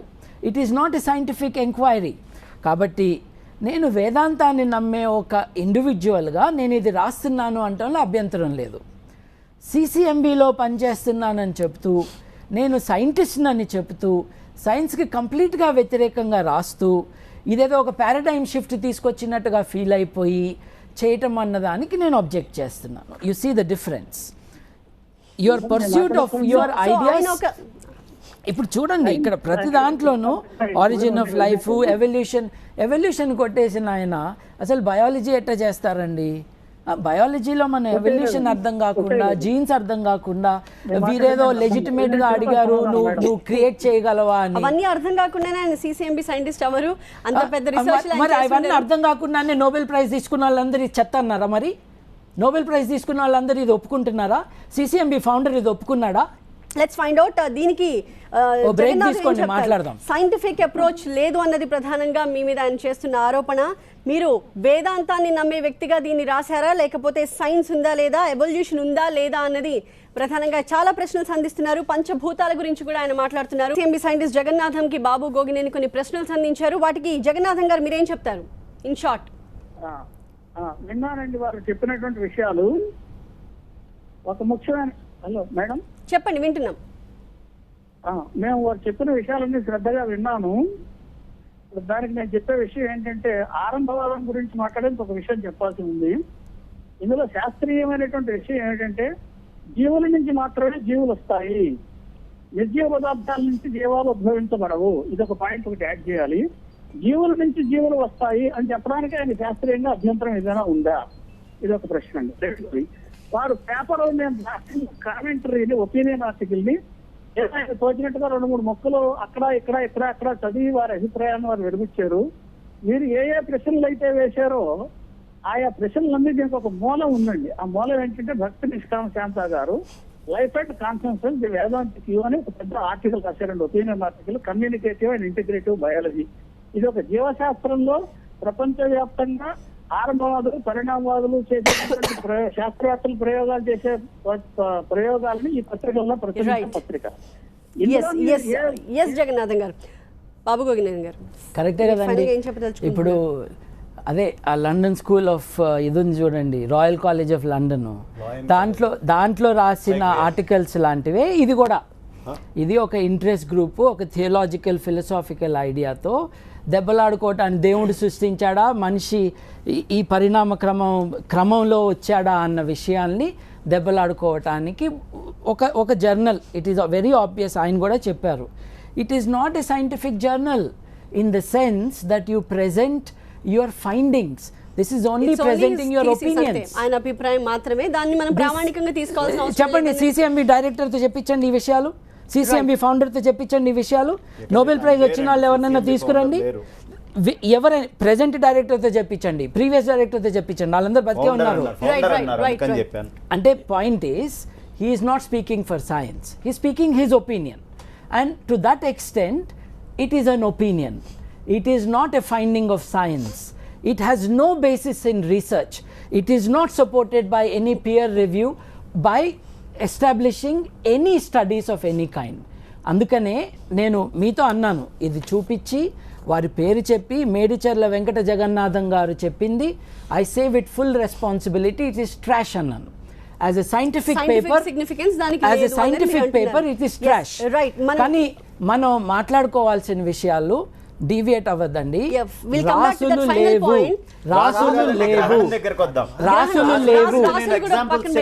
ఇప్పుడు కర్కాటక రాశి వాళ్ళని బెదిరిస్తున్నారు, భయపెడుతున్నారు, చచ్చిపోతా అంటున్నారు, ఇంట్లోనే ఉండంటున్నారు, తినద్దు అంటున్నారు, ప్రెగ్నెంట్ అయితే జాగ్రత్త అంటున్నారు.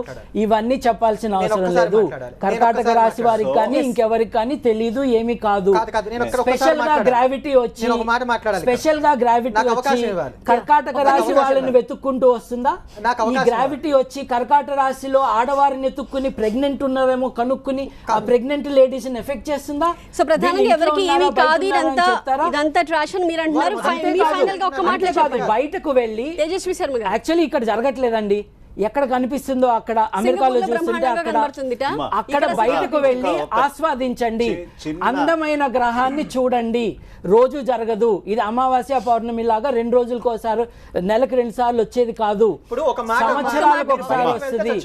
Enjoy it. There is no negative consequence. The only influence is gravity. ఇప్పుడు ఆయన లేని అంశాలను ఆయన పుట్టిస్తున్నారు. ఎవరిని బెదిరించద్దు. ఎవరు బెదిరించారు చూపించండి. చచ్చిపోతారు బెదిరించిన వాళ్ళని ఎవరు పేరు చెప్పండి. డిక్లేర్ చేస్తారు. ఒక్క పాయింట్ ఫైనల్ గా మీరు ఆగద్దు. మీరు 1 నిమిషం లేదు, 2 నిమిషాలు లేదు, మీరు ముందు దీనికి సమాధానం చెప్పించండి. ఎట్లా వదిలేస్తారండి మీరు? బయటకి వెళ్తే చచ్చిపోతారని ఎవరు చెప్పారు? మాట్లాడమని అన్నాక మాట్లాడనివ్వాలి. గంటల స్పీచ్ ఇచ్చుకుంటూ కూర్చుంటే ఇక్కడ కుదరదు. ఎవరన్నా చెప్పారా? ఇప్పుడు అంటే ఇలా పురుగు తీసేసినట్టుగా ఆగు నువ్వు మాట్లాడుకు. మానవతావాదులు అనేవాళ్ళు నువ్వు ఆగు నువ్వు మాట్లాడుకు, లెట్ ఇట్ బి అని అంటారు. ఇది మానవతావాదులు. ఇప్పుడు ఇందాక కూడా నువ్వు మాట్లాడు అని మాట్లాడద్దు అన్నాడు. అది ఎట్లా మానవతావాదం? మీకు సభా మర్యాద తెలుసా? ఇవన్నీ మాట్లాడుతుంటే ఇవన్నీ మానవతావాదాలా? ఇవి మానవతావాదాలా? ఇది అడిగితే తప్ప. అట్లా కాదమ్మా, ఆయన చేయి చూపెడుతున్నారు. మేము చెప్పామా కర్కాటక రాశి వారు చచ్చిపోతారని మేము చెప్పామా? ఏ జ్యోతిష్కుడు చెప్పారు ఒక మాట చెప్పమనండి.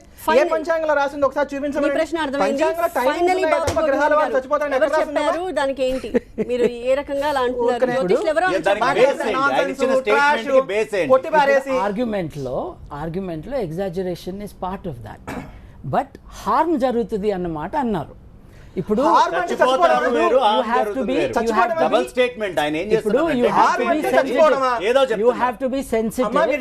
ఉండండి, మీరు చచ్చిపోతారని చెప్పినట్ట.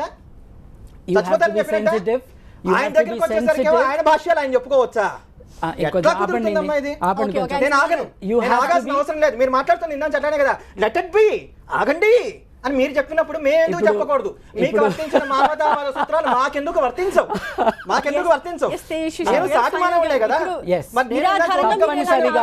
తప్పనిసరిగా జాగ్రత్త వహించాలని చెప్పడం ఈ స్టూడియోలోనే జరిగింది. తప్పనిసరిగా జాగ్రత్త వహించాల్సిన అవసరం లేదు.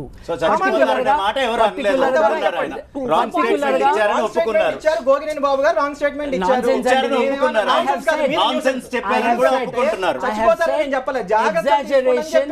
Exaggeration is a form of argument. Exaggeration is a form. Give a statement which is not given by any other. ఇప్పుడు exaggeration is a form of argument. ఈయనేం చెప్పలేదు, ఈయనేం నేను అంటానికి కూడా వీల్లేదు. 3 గంటలు కూర్చున్నాడు, ఏం చెప్పలే ఆయన.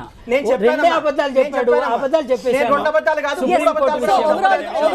ఓవరాల్ గా మీరు చెప్పిన పాయింట్స్ అర్థమయ్యాయి. ఓవరాల్ చెప్పాను 3 విషయాల్లో. నేను 3 అబద్ధాలు, రెండే చెప్పారు. నేను 2 అబద్ధాలు కాదు కదా, ముమ్మాటి కూడా నేను అబద్ధం చెప్పడా, సత్యంగా నేను అబద్ధం చెప్పాను. కర్మ నాకు పట్టిందో నాకు కర్మ పట్టలేదు.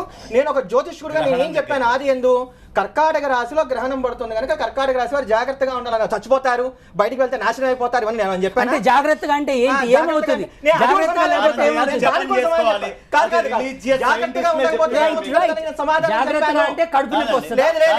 సమాధానం చెప్పాను. సమాధానం చెప్పాను. ఏం తేజస్వి శర్మ గారు, బాబు గోగినేని గారు, తేజస్వి శర్మ గారు, బాబు గోగినేని గారు, బంగారేష్ శర్మ గారు, అలాగే మనకి లైవ్ లో జాయిన్